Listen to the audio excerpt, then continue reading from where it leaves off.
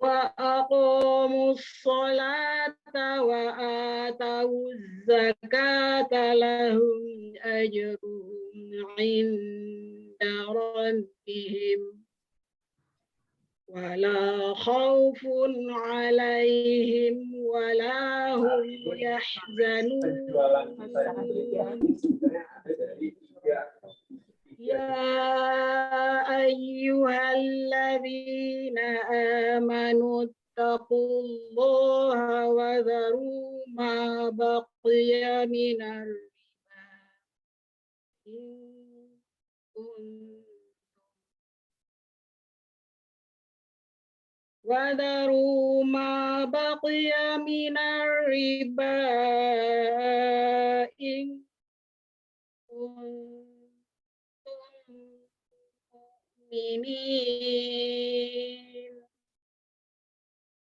فإن لم تفعلوا فأذنوا بحرب من الله ورسوله وإن تبتم فلكم رؤوس أموالكم لا تظلمون ولا تظلمون صدق الله العظيم.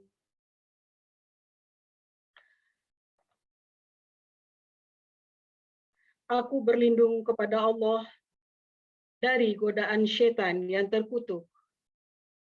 Dengan nama Allah yang Maha Pengasih, Maha Penyayang.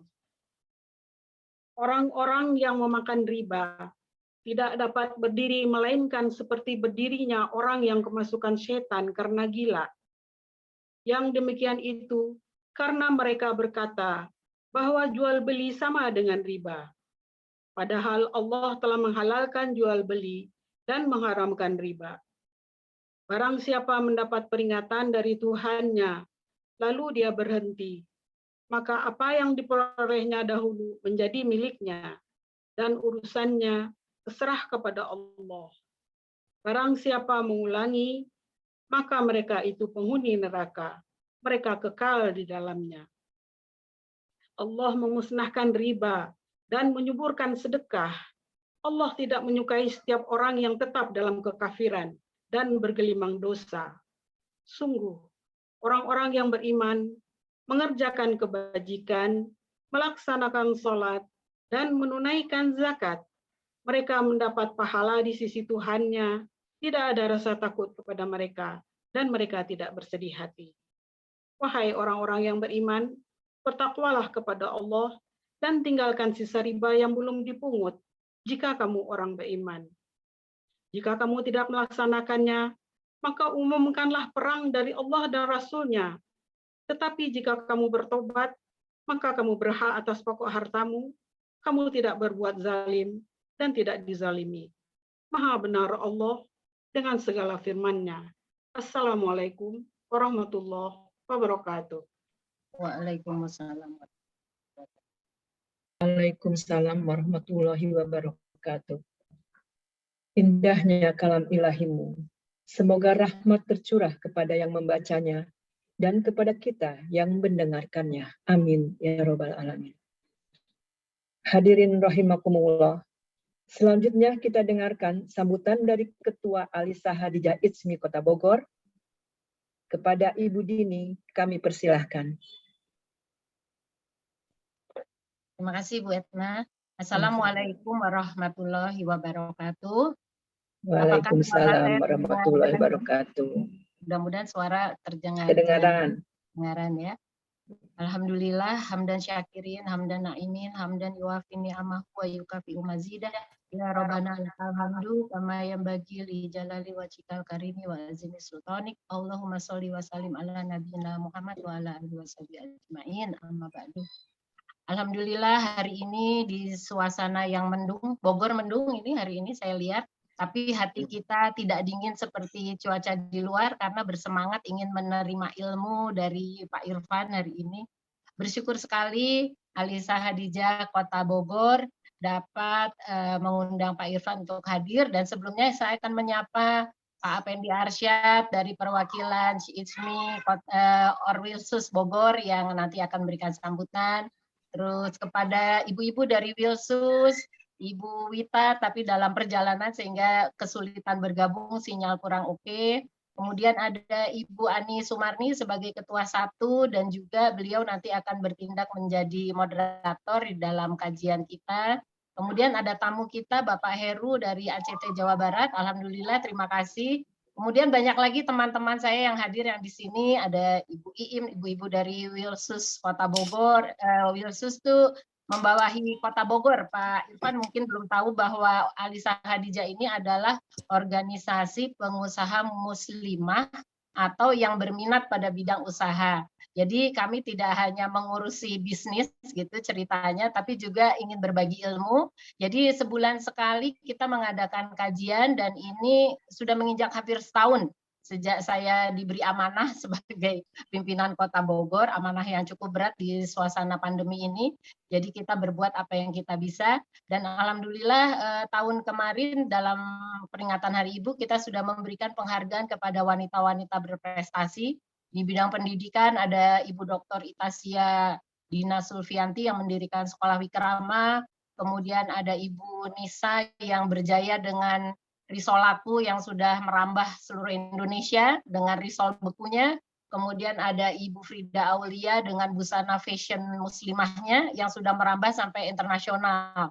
Jadi ini untuk memberi semangat ibu-ibu dan kita tidak hanya berbisnis yang dipikirin atau berminat untuk tertarik untuk bisnis, tapi juga kita mengisi batin kita dengan pengajian sebulan sekali. Kemudian pada setiap peringatan Ramadan kita berbagi, tahun lalu 1.000 yatim kita beri santunan, 1.000 anak-anak yatim, dan mudah-mudahan tahun ini bisa meningkat lagi. Dan yang terpenting lagi pengajian ini sudah rutin kita adakan dan alhamdulillah bersyukur sekali Dr. Irfan Syauqi Baik ini bisa menyisihkan waktunya di sela waktu keluarga ya Pak ya, alhamdulillah, terima kasih. Kita mungkin tidak asing dengan Dr. Irfan Syauqi Baik kecuali beliau juga putra dari Kiai Haji Didin Hafidudin, salah satu guru besar di IPB yang terus konsisten, di UIK juga begitu, selalu berbagi ilmu, juga diteruskan oleh anak-anaknya ini yang 5 orang, luar biasa, salut. Insya Allah sekeluarga masuk surga tuh Pak Irfan, amin, amin. Dan kita bisa diajak nanti, ya, amin, amin. Kenapa yang diangkat adalah tema saat ini mengenai bebas dari rentenir lewat instrumen syariah, keuangan syariah. Karena memang di masyarakat bawah kita tidak bisa menutup kemungkinan penderitaan mereka yang terjerat dengan rentenir.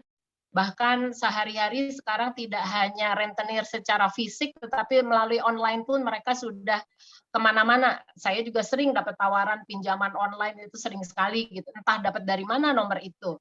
Dan saya pun juga pernah mendapatkan kata-kata pedas dari mereka karena salah satu rekan yang ada di dalam HP saya, kontaknya ada di HP itu, ternyata mereka menebarkan malu kepada orang yang berhutang itu melalui teman-teman yang ada di kontak HP-nya.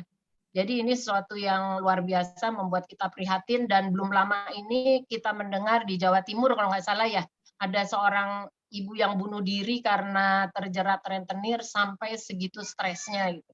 Sehingga kami juga terpanggil bagaimana apa yang bisa kita bantu selain kita memahami keadaan ini, ilmunya juga nanti Pak Irfan akan memberikan, adakah sesuatu yang bisa kita perbuat di masyarakat walaupun lingkupnya hanya kecil, tapi paling tidak memulai dari diri kita, mulai saat ini, mulai dari yang terdekat. Saya tidak berpanjang lebar lagi, nanti mungkin ilmunya insya Allah yang lebih mumpuni akan diberikan oleh Dr. Irfan. Sekali lagi terima kasih kepada semua undangan yang telah hadir, menyisihkan waktu, dan mudah-mudahan ilmu ini akan bermanfaat dunia akhirat, sehingga membawa keberkahan dan kemaslahatan untuk kita semua. Saya tidak berpanjang lebar, Bu Ena, saya tutup sambutan saya kali ini. Sekali lagi mohon maaf jika dalam acara ini banyak kekurangan ya, karena ini kita bertemu hanya melalui online, jadi semaksimal mungkin kita berdayakan, mudah-mudahan tidak ada gangguan sinyal juga ke depannya. Saya tutup dengan billahi taufik wal hidayah. Wassalamualaikum warahmatullahi wabarakatuh. Waalaikumsalam warahmatullahi wabarakatuh. Terima kasih Bu Dini, ketua kita yang benar-benar hebat, luar biasa. Tanpa Bu Dini kita kayaknya nggak akan semangat begini, Bu. Makasih, bisa aja. Itu karena semuanya pada semangat, termasuk kita belajar passing dari Bu Ani, itu semangat. Makasih, Bu Etna. Oke. Ya, Alhamdulillah. makasih. Kita lanjutkan sambutan perwakilan ITSMI Orwilsus Bogor oleh Bapak Apendi Arsyad. Kami persilahkan. Baik. Assalamualaikum warahmatullahi wabarakatuh. Waalaikumsalam warahmatullahi wabarakatuh. Alhamdulillahirabbil alamin wassalatu wassalamu ala asrofil anbiya'i wa ala alihi washabbihi ajmain. Saya buka kacamata biar kelihatan cakepnya. Pertama-tama bersyukur kepada Allah SWT. Salawat dan salam kita sampaikan kepada junjungan kita Nabi besar Muhammad sallallahu alaihi wasallam. Allahumma shalli ala Terima kasih atas kesempatannya. Saya 2 hari yang lalu dihubungi oleh Adinda Artiza, Bang, dari Orwil Sus Bogor diminta untuk sambutan. Ya, saya terima kasih atas kesempatannya ya. Dan malam tadi memaksakan diri saya nulis ini, baru pagi ini selesai ya, tentang tema yang akan disampaikan oleh Dr. Adinda Irfan ya, Sukibek ya. Sebelumnya saya nyapa dulu lah.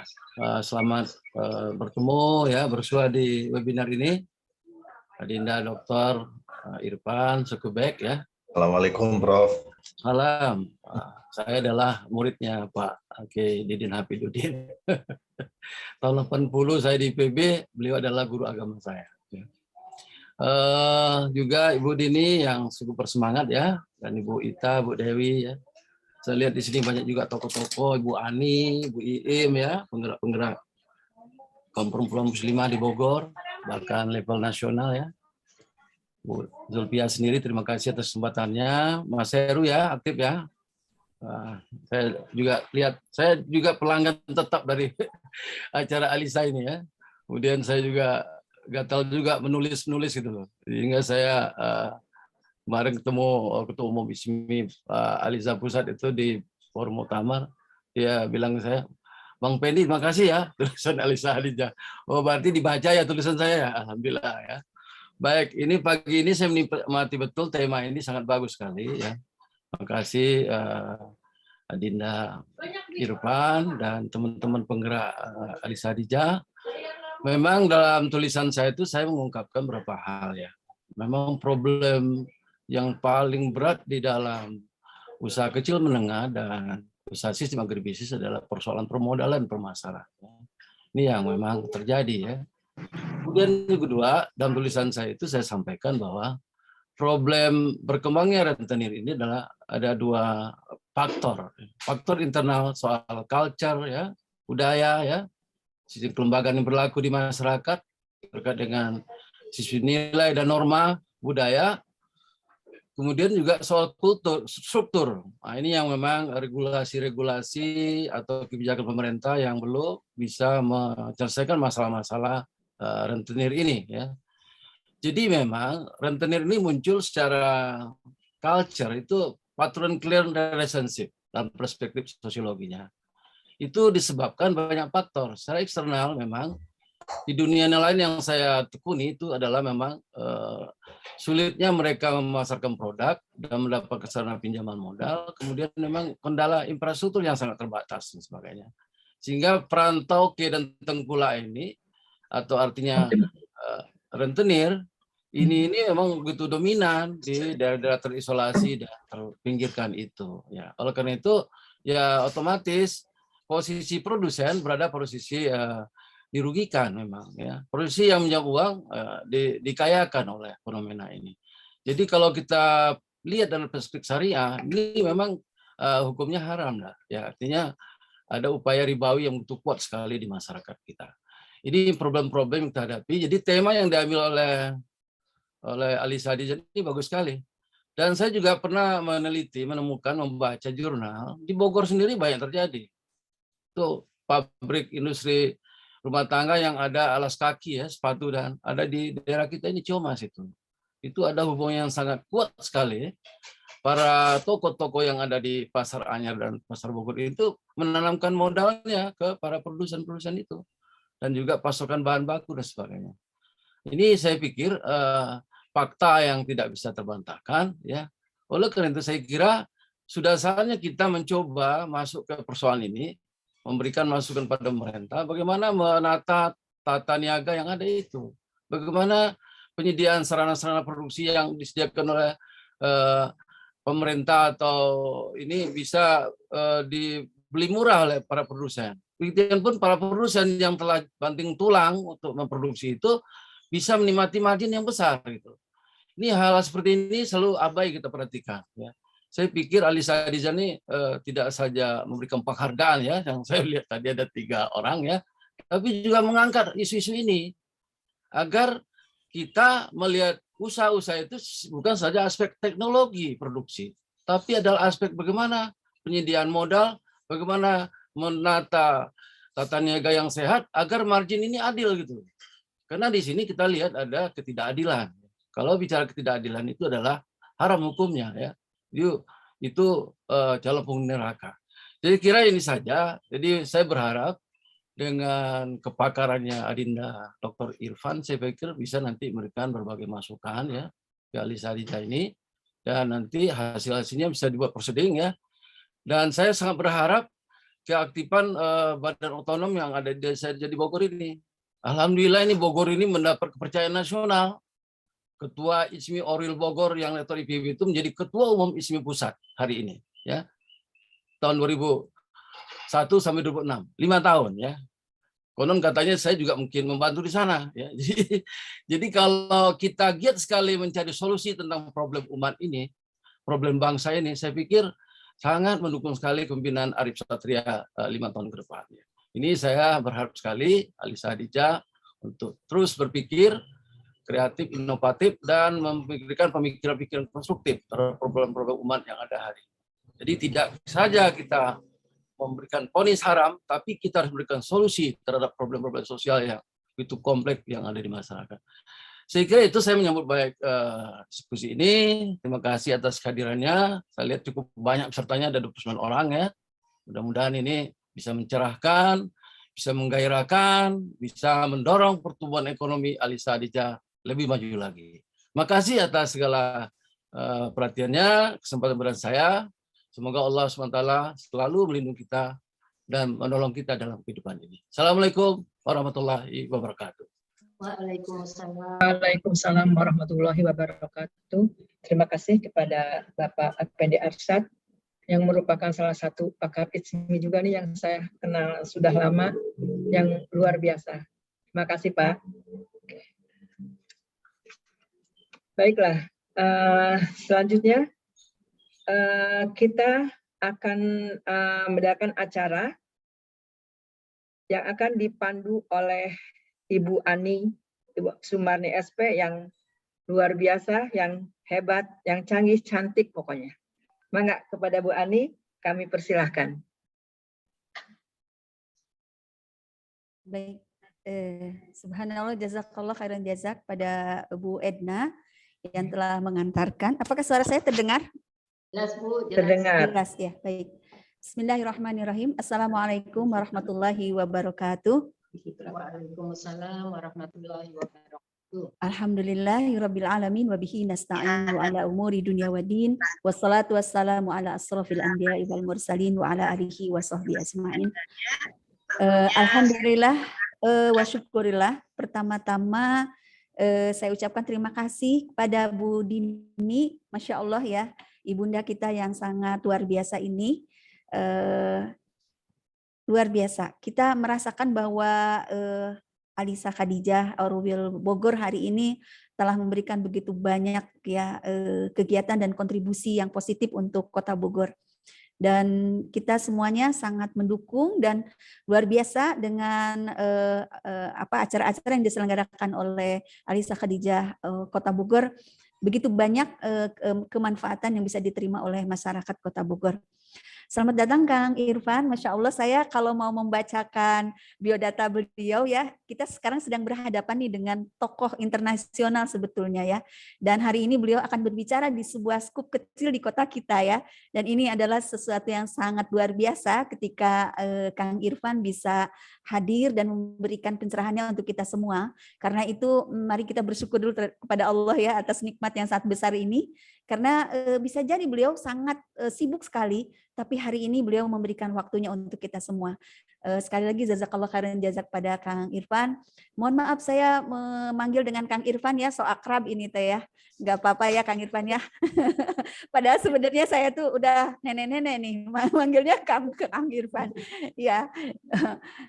Jadi begini, bahwa hari ini kalau kita lihat Kang Irfan, saya membaca sedikit terkait dengan kondisi UMKM yang ada di Indonesia hari ini.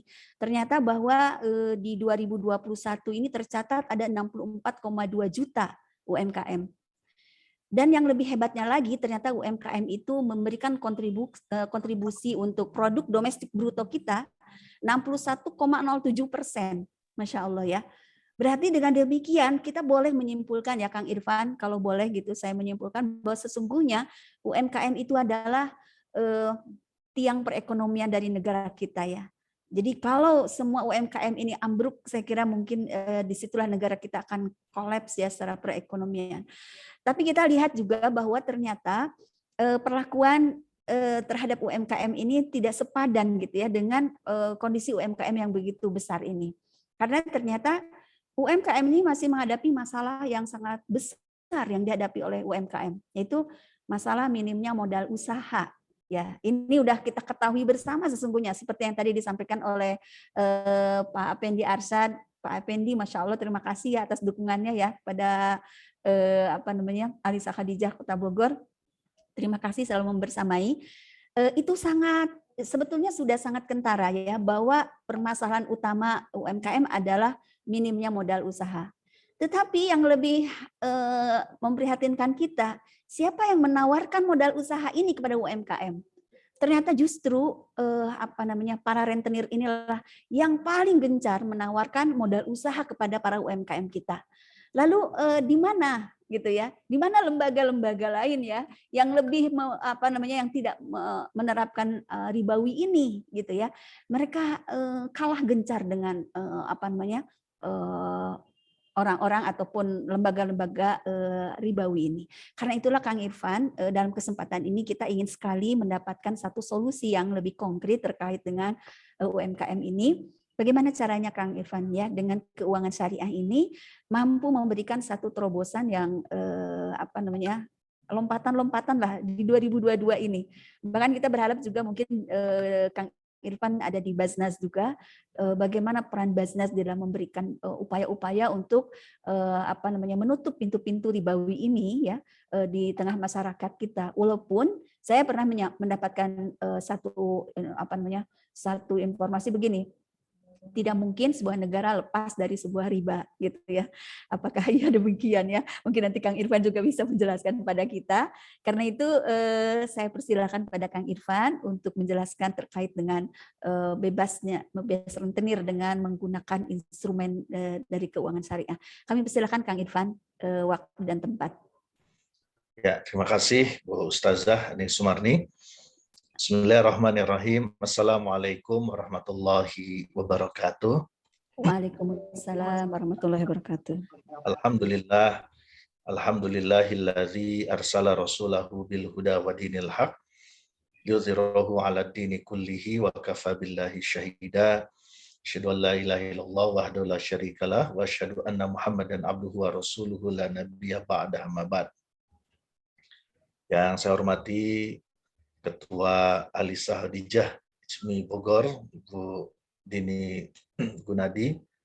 Ini saya biasa manggilnya Tante Dini karena putri beliau itu sahabat dengan adik bungsu saya. Jadi saya mengikuti kebiasaan adik bungsu saya kalau manggil beliau dengan sebutan Tante dari sejak 2-3 dekade lalu ya. Terima kasih Kang Irfan. Yang saya hormati Prof. Apendi Arsyad, guru kita semua, Ketua Dewan Pakar ICMI Orlusus Bogor, Yang saya hormati Ibu Ustazah Ani Sumarni, ya, anggota DPRD dan juga pegiat ya, tokoh muslimah Indonesia, dan juga Bapak Ibu yang dimuliakan oleh Allah Subhanahu wa taala. Dalam kesempatan yang berbahagia ini, izinkan saya sedikit sharing mengenai salah satu problem yang kita hadapi saat ini di tengah umat, yaitu problem terkait dengan masalah perangkap ya, perangkap ribawi dalam konteks pembiayaan aktivitas kehidupan masyarakat. Dan di antara praktek yang sudah berlangsung cukup lama ya, yaitu adalah praktek rentenir. Dan rentenir ini telah menimbulkan berbagai macam persoalan. Ya, persoalan-persoalan seperti yang tadi sudah disampaikan. Nah, tinggal sekarang bagaimana kemudian kita bisa memanfaatkan semua instrumen-instrumen yang ada, terutama instrumen-instrumen yang didasarkan kepada ajaran Islam yang sama-sama kita cintai ini, yaitu bagaimana kita memberikan alternatif melalui pemanfaatan dan optimalisasi potensi keuangan syariah yang ada. Nah, sehingga potensi keuangan syariah ini bisa memberikan dampak dan manfaat yang signifikan terhadap perbaikan dan peningkatan kualitas kehidupan masyarakat. Nah, Bapak Ibu sekalian, memang kalau kita melihat aktivitas ya para rentenir ini, salah satu kelebihan ya dari aktivitas rentenir ini kan terletak pada karakteristiknya yang kemudian memudahkan orang untuk mengakses. Karena rentenir sama-sama kita ketahui dalam proses bisnisnya itu biasanya mereka sangat efisien, ya, cepat. Kemudian persyaratannya tidak menjelimet, ya, tidak memusingkan. Nah, sehingga dengan kondisi seperti itu, apalagi dengan kemampuan merayu yang cukup lihai, nah itu akhirnya banyak ya warga masyarakat yang kemudian terjebak. Ya. Sebagai konsekuensi dari cepatnya proses dan persyaratan yang tidak sulit, apalagi nggak pakai jaminan, maka konsekuensinya mereka menerapkan bunga yang sangat tinggi. Yang kalau dihitung sebenarnya ini merupakan salah satu contoh fenomena yang sudah digambarkan di dalam Al-Quran, ya di surat Ali Imran ayat 130, di mana di situ digambarkan bahwa di antara yang dipraktekkan oleh manusia itu antara lain adalah riba yang bersifat ad'afa mudha'afa, yang berlipat ganda. Nah, praktek berlipat ganda hari ini bisa kita temukan pada praktek rentenir. Dan biasanya masyarakat yang terjebak rentenir itu memiliki sejumlah alasan. Ya, dari berbagai studi saya menyimpulkan bahwa paling tidak ada 3 alasan utama ya, dari sekian banyak alasan. Pertama, ini alasan yang paling fundamental, yaitu karena adanya kebutuhan yang sifatnya mendesak dalam perspektif orang yang meminjam. Ya. Karena ada kebutuhan mendesak yang sifatnya harus segera dipenuhi. Nah, kemudian yang kedua, mereka terpaksa terlibat dengan rentenir karena tidak punya kemampuan untuk mengakses lembaga keuangan formal. Ini juga menjadi salah satu masalah kita. Makanya kenapa dalam 1 dekade terakhir, pasca krisis global 2008, di antara isu yang kemudian berkembang adalah financial inclusion. Ya, bagaimana sektor keuangan itu bisa menjangkau seluas-luasnya masyarakat. Karena faktanya ternyata masih banyak kelompok yang excluded, yang tidak bisa mengakses lembaga keuangan formal. Nah, disinilah pentingnya kemudian kita mendorong yang disebut dengan inklusi keuangan. Karena ini menjadi alasan akhirnya orang kemudian terjebak kepada sumber-sumber pembiayaan, sumber-sumber dana yang sifatnya informal dan ilegal. Nah, kemudian yang ketiga, kalau kita perhatikan, ternyata di banyak kasus, ya. Nah, termasuk saya waktu masih di Basnas, ya, jadi Bu Ustazah Ani, saya per Februari tahun lalu sudah di BWI, ya. Oh iya, nah, iya ya Ustaz. Masya Allah, luar biasa. Jadi waktu waktu saya masih direktur pendistribusian di Basnas, itu pernah ya ada beberapa kasus, ya bukan beberapa, banyak sekali kasus mereka yang terjebak pinjaman online, tapi alasannya lebih kepada gaya hidup. Itu ada satu orang yang mengajukan, saya masih ingat ya, di awal 2020, jadi sebelum pandemi, dia mengajukan bantuan karena dia terjebak dengan hampir 70 pinjol, ya, pinjol ilegal, ya. Jadi seperti itu.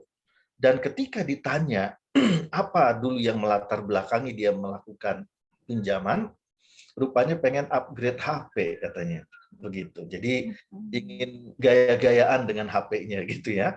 Nah, sehingga akhirnya dia terjebak dengan hal tersebut. Dan ternyata jumlahnya itu sangat banyak. Nah, sehingga ini juga yang kadang-kadang menjadi PR buat kita, bagaimana kemudian kita bisa mendidik umat ini ya untuk kemudian menyesuaikan gaya hidup ya dengan kondisi yang ada, dan bahkan yang ideal itu adalah ya gaya hidup yang simpel saja, yang tidak terlalu terbebani dengan tuntutan-tuntutan materialisme dan konsumerisme yang sangat semakin luar biasa.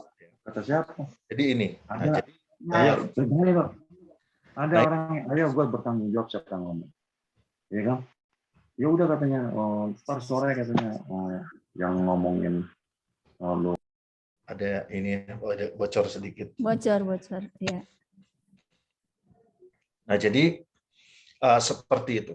Nah, ini adalah 3 alasan ya yang umumnya kemudian terjadi. Jadi memang ini PR kita nih ya untuk kemudian bagaimana memilah ya dan mendidik ya supaya masyarakat ini tidak mudah terjebak dengan pola hidup materialistis yang semakin dahsyat ya dari waktu ke waktu. Nah, bagaimana bentuk operasi rentenir? Secara umum ada 2 ya, ada conventional base, ada technology base. Kalau dulu ya, dan sebenarnya yang conventional base ini juga masih berlangsung ya sampai sekarang ya, di mana mereka beroperasi secara manual, mendatangi masyarakat sasaran, kemudian proses billingnya, penagihannya itu adalah offline billing mechanism melalui debt collector yang kadang-kadang menggunakan kekerasan.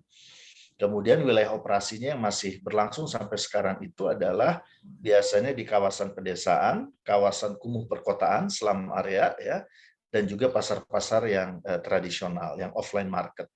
Nah, di situ adalah wilayah operasi dari yang conventional style rentenir ini ya. Sementara kalau yang technology base ini sudah juga semakin berkembang ya, dan saya melihat ada akselerasi yang luar biasa dengan sebab teknologi ini ya. Karena dengan kemajuan teknologi mereka bisa beroperasi secara online tanpa batas wilayah ya, dan transaksinya bisa dilakukan dengan melalui ya online billing mechanism. Dan kemudian yang dipraktekkan itu seperti yang disampaikan Bu Dini tadi, bahwa ada semacam psychological humiliation ya. Jadi yang dimainkan itu adalah aspek psikologis ya, mempermalukan orang-orang yang default, yang gagal bayar.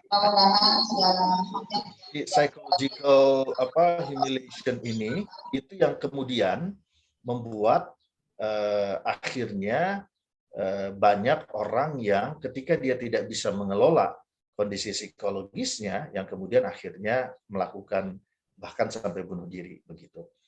Karena inilah yang dimainkan itu. Jadi mereka betul-betul memanfaatkan ini ya, karena dengan teknologi itu begitu seseorang masuk dalam perangkap pinjaman online yang ilegal, maka secara otomatis semua data kontak itu akan terserap ya. Nah, jadi seperti itu. Nah, inilah yang kemudian mereka gunakan ya. Dan hari ini itu mereka banyak beroperasi dalam konteks pinjol ya, ilegal. Nah, dampak rentenir tentu secara spiritual ini akan melemahkan ya kualitas spiritualitas umat ya. Kemudian secara sosial ini menimbulkan banyak sekali problem-problem sosial problem di keluarga, problem di lingkungan ketetanggaan, ya, problem di masyarakat, dan juga secara ekonomi ini juga yang membuat banyaknya atau hancurnya aktivitas produktif. Memang ini akan memberikan keuntungan pada segelintir kelompok, yaitu kelompok rentenir ya beserta kawan-kawannya. Ya, tetapi dalam konteks produktivitas ekonomi, rasanya kita sangat jarang melihat ya satu aktivitas ekonomi yang tumbuh dan berkembang dengan baik dengan sebab pembiayaan dari rentenir. Rasanya seperti itu ya, walaupun ini tentu perlu diverifikasi. Nah, jadi inilah dampak-dampak yang menurut saya menjadi hal yang sangat penting untuk kita pahami. Nah, dari sisi teknologi base tadi ya, kita lihat data yang formal. Ini data yang formal, ini di luar yang informal. Yang formal hari ini ya, ini data per Agustus 2021 itu ada sekitar 121 perusahaan fintech. Karena rata-rata ya pinjaman online itu mereka mengambil bentuk perusahaan fintech di mana kategori fintech-nya itu adalah peer-to-peer lending. Jadi ada 5 jenis perusahaan fintech. Salah satunya melakukan pinjaman online itu adalah P2P lending, ya, peer-to-peer lending. Ya. Hari ini kita sudah punya 121 perusahaan yang resmi yang diawasi oleh OJK. Kemudian 9 diantaranya adalah yang syariah, jadi syariahnya hanya 9. Kemudian total sudah ribuan ya fintech ilegal yang ditutup oleh OJK. Nah, inilah ya yang patut kita duga, rentenir-rentenir yang memanfaatkan kemajuan teknologi, mereka yang memanfaatkan kemajuan fintech ini untuk kemudian mengembangkan P2P lending ilegal atau yang dalam bahasa kerennya pinjol ya. Nah, jadi istilah pinjol sekarang adalah istilah yang asosiasinya adalah kepada hal yang sifatnya negatif ya. Jadi sudah ribuan yang ditutup dan kita juga sudah dorong supaya ada tindakan hukum yang lebih tegas lagi karena kan sebenarnya bisa diselidiki. Ya, ribuan itu ownernya siapa ya, kemudian perusahaannya siapa kan bisa dideteksi ya. Mereka disebut ilegal karena tidak memenuhi persyaratan OJK ya untuk mendapatkan izin OJK. Nah, jadi ini sudah ribuan. Nah, sekarang bagaimana total pinjamannya? Rupanya masyarakat kita doyan minjem juga ini ya. Jadi per pertengahan tahun lalu itu total pinjaman yang tercatat di fintech resmi itu adalah sekitar 221,56 triliun. Yang ini mayoritasnya adalah berbasis riba. Jadi yang syariahnya volumenya masih sangat kecil. Nah, kalau ditambah dengan yang informal, mungkin angkanya bisa 2-3 kali lipat. Ya. Dan kemudian jumlah total peminjam sampai dengan semester 1 2021 itu sampai 64,8 juta ya. Jadi bisa dibayangkan 1/4 penduduk Indonesia. Nah, itu mereka semua beraktivitas dengan pinjaman online ya. Walaupun ini sekali lagi adalah yang jalur resmi. Outstanding-nya per Juli itu masih ada 24,2 triliun ya dengan jumlah rekening yang outstanding ini yang tersisa yang belum melunasi kewajibannya itu ada sekitar 21,7 juta rekening individu dan 2.300 rekening badan usaha. Jadi badan-badan usaha seperti CV ya atau perusahaan perseorangan yang skalanya UMKM yang memanfaatkan pinjaman secara online, ini bicara yang legal ya, belum bicara yang syariah dan konvensional. Ya, belum bicara yang syariah. Artinya jumlahnya itu masih sedikit ya. Jadi skalanya masih sangat kecil ya karena tadi mungkin barangkali mungkin karena faktor ketidaktahuan atau karena memang faktor-faktor lainnya. Tapi artinya kita bisa simpulkan bahwa pada dasarnya ya mayoritas kalau kita bicara bisnis fintech peer-to-peer lending ini adalah lebih kepada aktivitas individu yang sifatnya konsumtif ya. Dan inilah yang kemudian membuat menarik pinjol ilegal ini untuk kemudian beroperasi di seantero negeri kita. Nah, jadi karena itulah kita harus bentengi ya masyarakat kita, baik dibentengi dari sisi literasi, pemahaman, ya termasuk pengendalian hawa nafsu, jangan mudah tergoda untuk melakukan pinjaman. Dan yang kedua adalah dari sisi hukumnya, harus ada legal protection yang kuat, di mana pemerintah, ya otoritas terkait, termasuk kepolisian yang mereka sudah punya satgas waspada investasi ini, bisa kemudian memastikan bahwa praktek-praktek ilegal ini itu bisa dikurangi. Nah, cuman masalahnya ya saya menemukan ini beberapa contoh, tapi beberapa saja ini. Ya juga ada anggota-anggota sebagian ya di salah satu kota, tapi bukan di Kota Bogor yang saya tahu ya. Yang jadi anggota dewan juga ternyata dia rentenir. Ya, jadi tahunya dari mana? Ya tahunya adalah dari praktek aktivitas penyaluran zakat yang kita lakukan. Kemudian kita coba melawan rentenir. Ternyata setelah diselidiki ujung-ujungnya, wah ternyata ada yang masuk ke politik juga nih ya, yang para rentenir ini. Nah ini juga menjadi tantangan tersendiri buat kita. Nah ini data dari sisi fintech. Nah sebenarnya kalau dalam syariah, yang namanya kita berutang, itu sebenarnya hukum asalnya itu kan sesuatu yang sifatnya mubah ya, boleh. Tapi bolehnya ini boleh dengan syarat. Apa syaratnya? Pertama, ini harus jadi pilihan terakhir.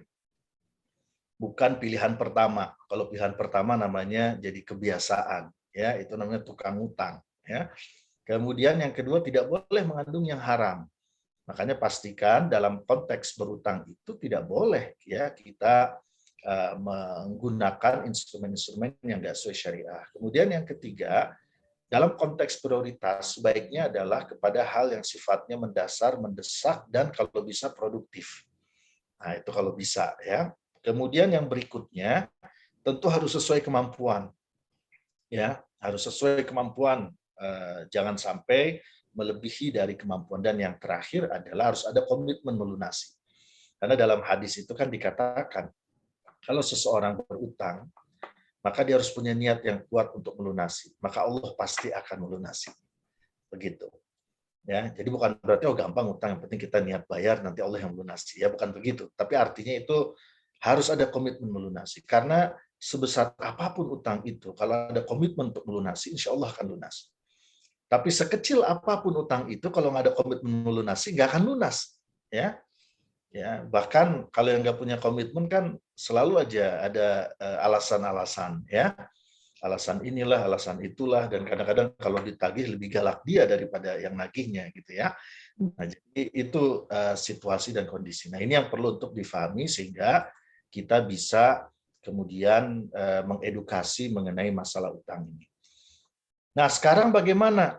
Bisa nggak kita memanfaatkan keuangan syariah ya sebagai alternatif untuk menjawab tantangan terkait dengan masalah ini, untuk menjadi garda terdepan di dalam memerangi rentenir, ya, untuk menjadi instrumen alternatif ketika orang ingin keluar dari jebakan sistem ekonomi ribawi. Nah, tentu jawabannya ya kita harus jawab iya, harus bisa ya. Dan faktanya sebenarnya insya Allah bisa. Tinggal bagaimana kita memperbesar skalanya ya. Nah, itu yang menjadi PR kita. Dan apakah keuangan syariah punya potensi? Punya. Nah, keuangan syariah sendiri Bapak Ibu sekalian itu terbagi menjadi dua ya. Ada yang disebut dengan keuangan komersial syariah. Dan yang kedua ada yang disebut dengan keuangan sosial syariah. Nah, keuangan komersial syariah ini, kalau kita bagi lagi, itu secara umum ada 3 klaster utama, ya, yaitu klaster perbankan syariah. Yang kedua adalah klaster industri keuangan syariah non-bank, seperti asuransi, ya, kemudian perusahaan multi-finance dan sebagainya, ya, termasuk di dalamnya juga BMT. Nah, itu bisa kita masukkan tuh dalam konteks IKNB ya, industri keuangan syariah non-bank. Dan yang ketiga adalah klaster pasar modal syariah. Dan sekarang ini juga berkembang ya berbagai inovasi ya dalam klaster pasar modal syariah, misalnya sekarang itu berkembang namanya pasar modal syariah untuk UMKM. Nah, ini juga informasi nih untuk Alisa Khadijah ya. Sekarang itu ada yang namanya Securities Crowdfunding Syariah, SCF Syariah. Apa itu Securities Crowdfunding Syariah? Itu adalah pasar modalnya untuk UMKM, di mana perusahaan-perusahaan UMKM itu bisa menerbitkan surat berharga yang namanya sukuk, tapi dalam skala yang mikro, yang nilainya mungkin antara 1 sampai 10 miliar. Karena kalau sudah sukuk korporasi dan sebagainya itu kan skalanya ratusan miliar atau triliunan biasanya. Nah, jadi artinya apa? Perusahaan-perusahaan UMKM ya yang memerlukan sumber pendanaan sekarang punya tambahan channel.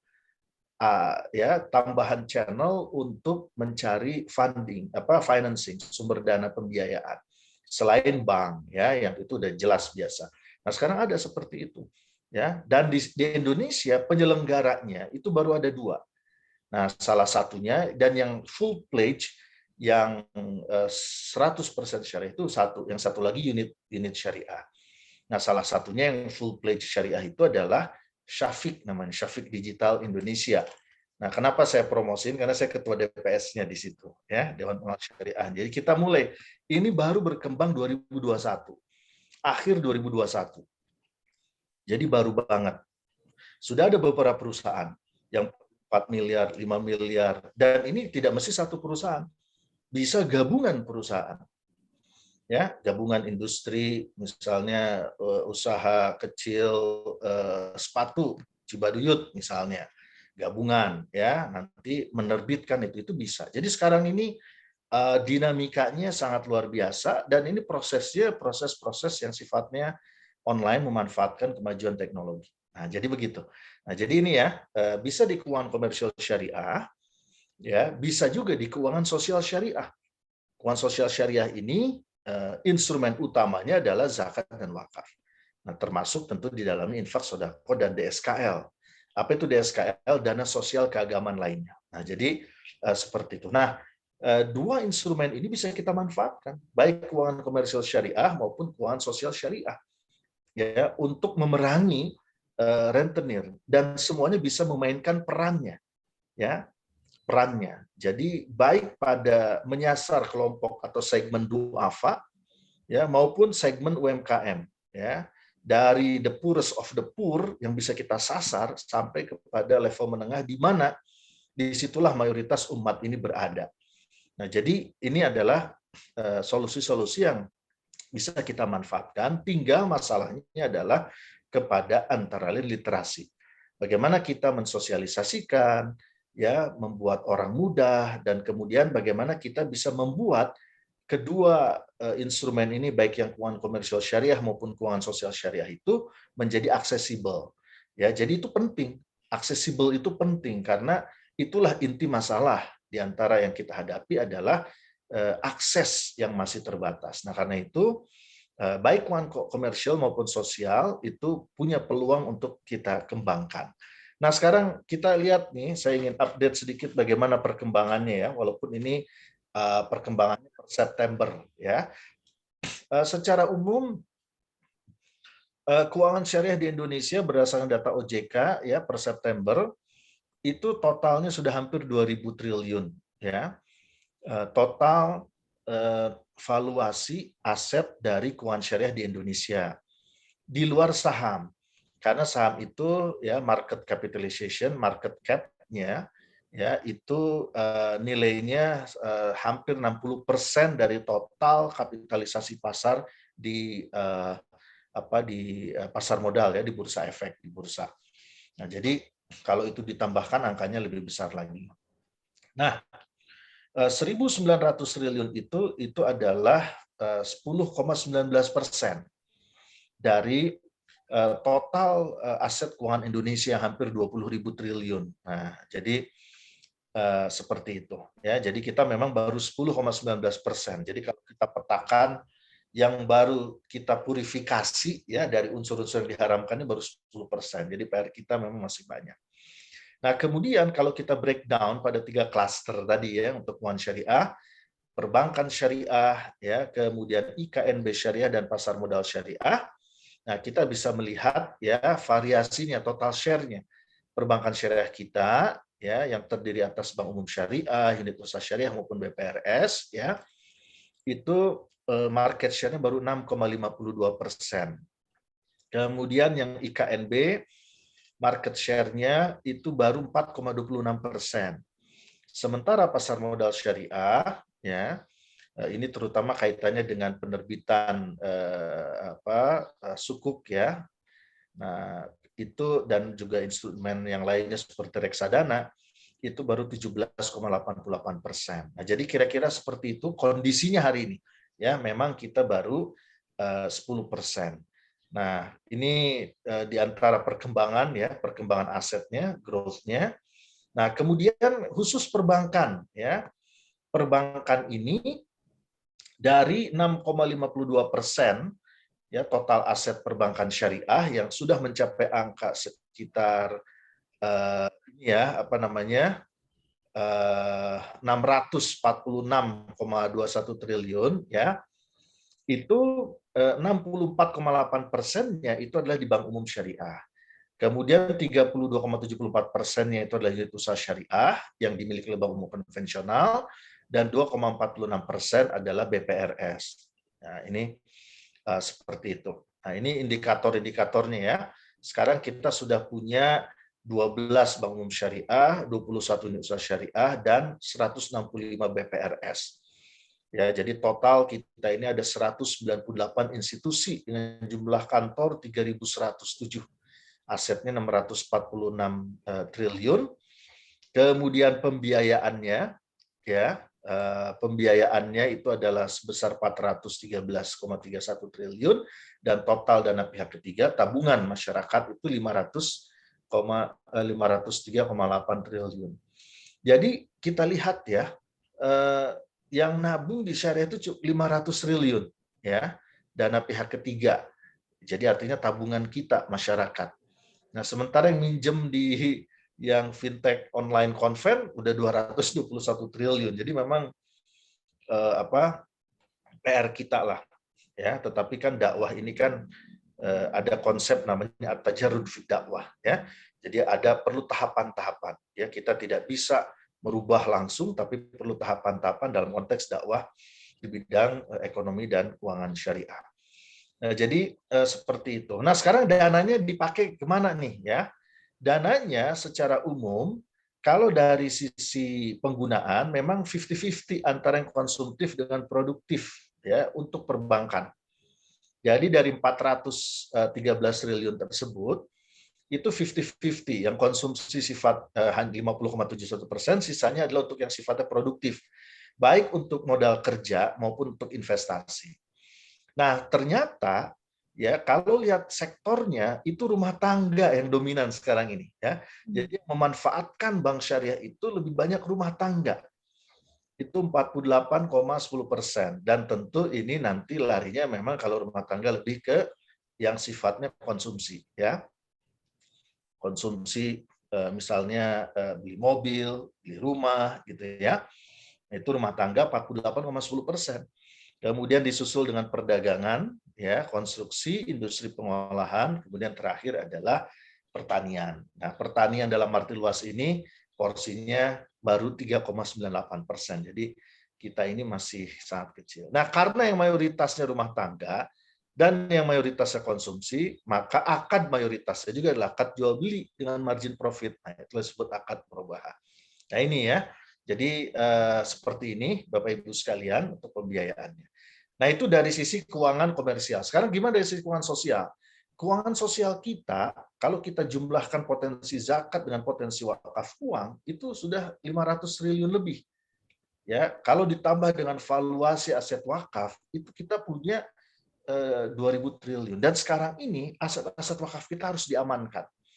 Makanya salah satu program BWI ini adalah pengamanan aset wakaf. Ya, kita selama ini sering ngomong selamatkan aset negara, gitu, ya. Tapi ternyata di banyak ormas itu aset wakaf itu kalau nggak diamankan banyak hilang. Di salah satu ormas Islam itu sekarang mereka melakukan pengamanan aset, ya kemarin ada 49 titik, nilainya sudah 1,5 triliun, ya itu masih ada ratusan titik yang belum diamankan, ya di mana ini kalau dibiarkan itu bisa di take over, ya aset-aset wakaf itu oleh mereka yang punya modal. Nah jadi pengamanan ini menjadi sangat penting. Jadi potensi wakaf kita masih sangat besar, potensi zakat kita masih besar, tapi masih ada kesenjangan antara pengumpulan dan potensinya. Ya, ini pengumpulannya. Pengumpulan itu kita baru 3,7% dari total potensi. Tapi trennya naik terus ya. Coba lihat tuh Bapak Ibu sekalian, tren data pengumpulan ZIS itu naik terus, signifikan naiknya. Nah, sekarang yang kita perlukan bukan sekedar naik, tapi yang kita perlukan adalah pertumbuhan yang amat sangat tinggi. Ya, jadi itu menarik. Dan selama pandemi itu memang begini, pandemi ini itu banyak anomali ya dalam kondisi pandemi ini. Selama pandemi, dana tabungan masyarakat naik, ya baik di bank konven maupun di bank syariah. Artinya apa? Artinya ada kelompok masyarakat yang terdampak langsung, susah makan, ya kelaparan, tapi di sisi lain ada yang kelebihan uang, sehingga akhirnya tabungannya naik. Karena belanja-belanja di pos yang lain, misalnya belanja traveling, jalan-jalan itu dikurangi, ya. Nah itu menarik. Ini anomali. Artinya apa? Secara struktural perekonomian kita ini tidak adil, ya. Ada kesenjangan yang sangat tinggi.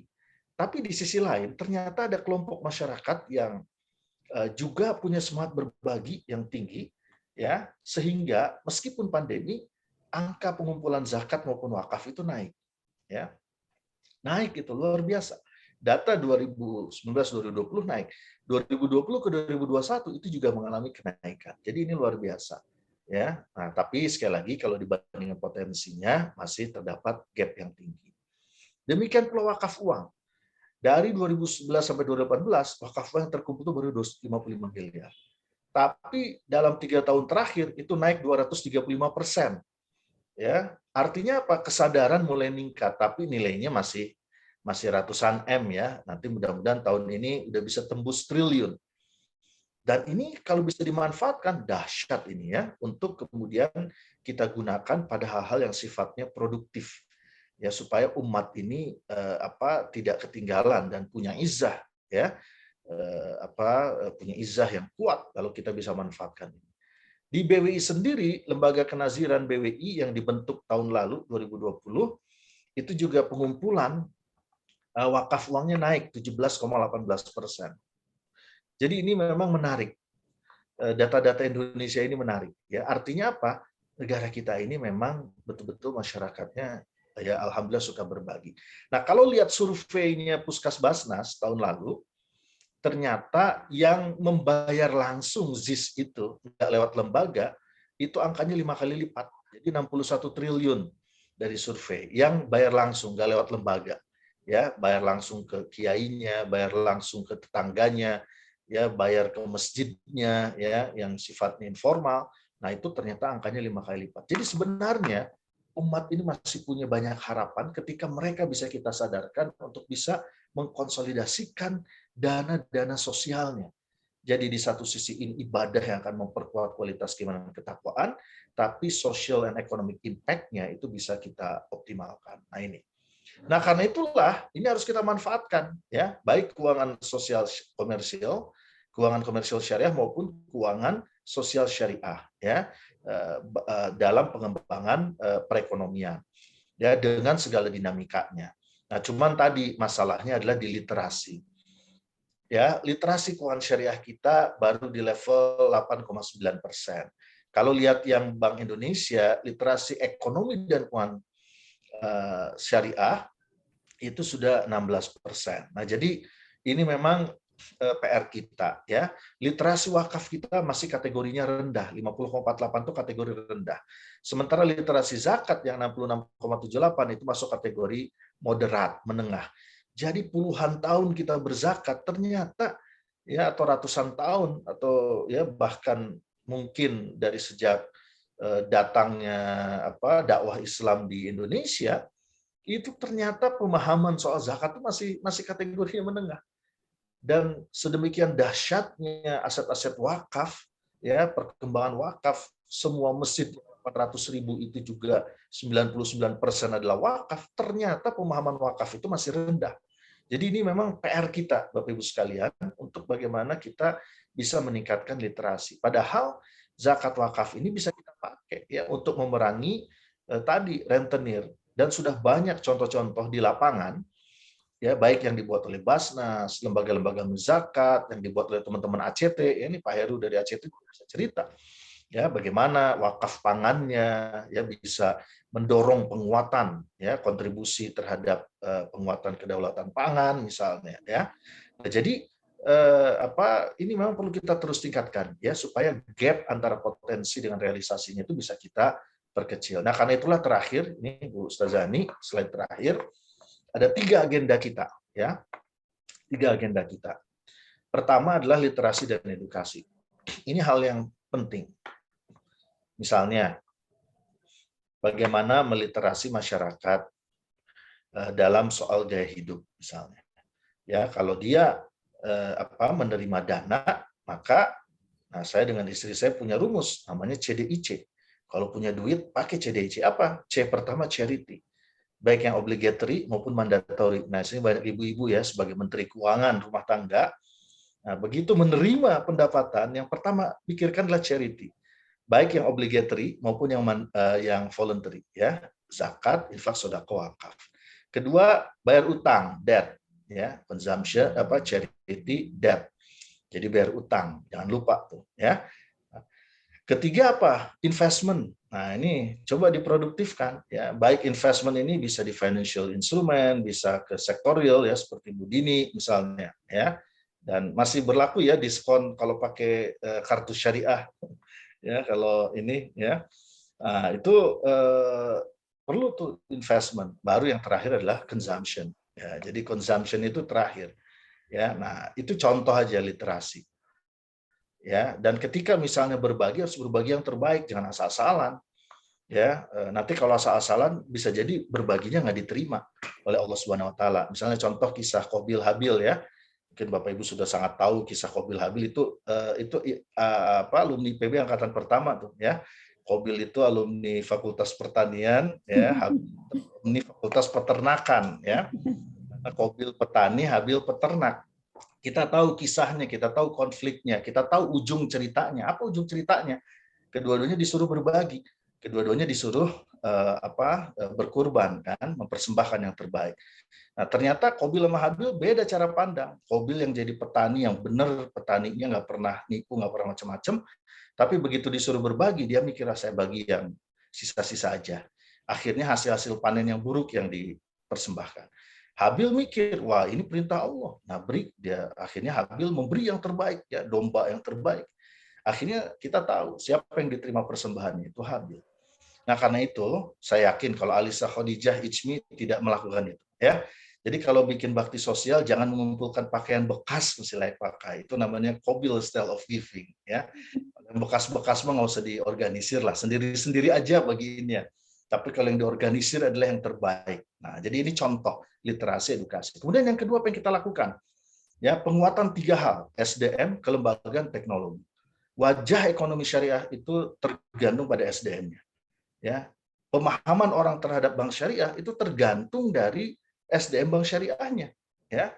Nah, jadi makanya perlu tuh dipastikan ya buat mereka yang ada di industri perbankan misalnya, pastiin tuh CS-nya ngerti akad, jangan sampai salah nerangin sama masyarakat, nanti masyarakat bingung ya. Nah, jadi itu contoh SDM. Yang kedua, kelembagaan yang harus kita perkuat, kelembagaan yang efektif, efisien, profesional ya. Kemudian juga adaptif, punya daya saing, ya, dan relevan dengan kebutuhan kita, kan itu penting.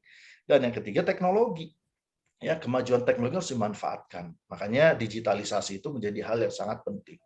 Dan yang terakhir adalah dukungan kebijakan. Nanti di ranah inilah Ijmi bisa berperan banyak ya dalam hal misalnya mendorong kebijakan-kebijakan yang lebih pro kepada pengembangan ekonomi masyarakat.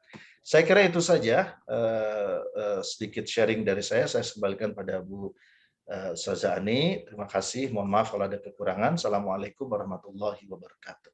Waalaikumsalam warahmatullahi wabarakatuh. Masya Allah, luar biasa Kang Irfan. Ini kita semua mendapatkan pencerahan yang sangat luar biasa. Tapi ada sedikit yang terbersit dalam pemikiran saya nih Kang Irfan. Dari ternyata gitu kan bahwa dari 64,8 juta ya, itu masyarakat kita ya Pak Kang Irfan ya, yang menjadi peminjam gitu Kang ya. Kemudian tapi sebenarnya di satu sisi yang lain kita sebenarnya punya potensi keuangan sosial syariah sampai 327,6 triliun ya. Tetapi pengumpulan kita ini masih di 1,2 triliun. Di 12 triliun ya Kang ya. Nah, ini kan berarti sebetulnya gap juga nih Kang ya, bahwa antara potensi dengan pengumpulan ini masih terdapat gap. Karena itu saya kira literasi dan edukasi ini menjadi sangat penting dalam posisi yang seperti ini. Dan saya kira Alisa Khadijah bisa menjadi salah satu mitra nih Kang dalam hal ini untuk bisa melakukan literasi dan edukasi ini ya, mudah-mudahan gitu. Sehingga nanti kita Alisa Khadijah yang demikian dengan Bu Dini yang luar biasa keaktifannya memberikan edukasi dan literasi terhadap masyarakat untuk bisa potensi yang tadi sedemikian rupa itu bisa kemudian menjadikan masyarakat kita menjadi orang-orang yang bersigap dan bersiaga dan bahkan mampu memberikan pengumpulan ZIS yang lebih besar lagi. Saya kira ini satu hal yang peluang ya Kang Irfan, di satu sisi ini adalah peluang bagi kita semuanya untuk melakukan amal soleh yang terbaik. Nah, saya kira dalam kesempatan ini kita juga ada Pak Heru dari ACT ya, yang hari ini hadir bersama-sama dengan kita.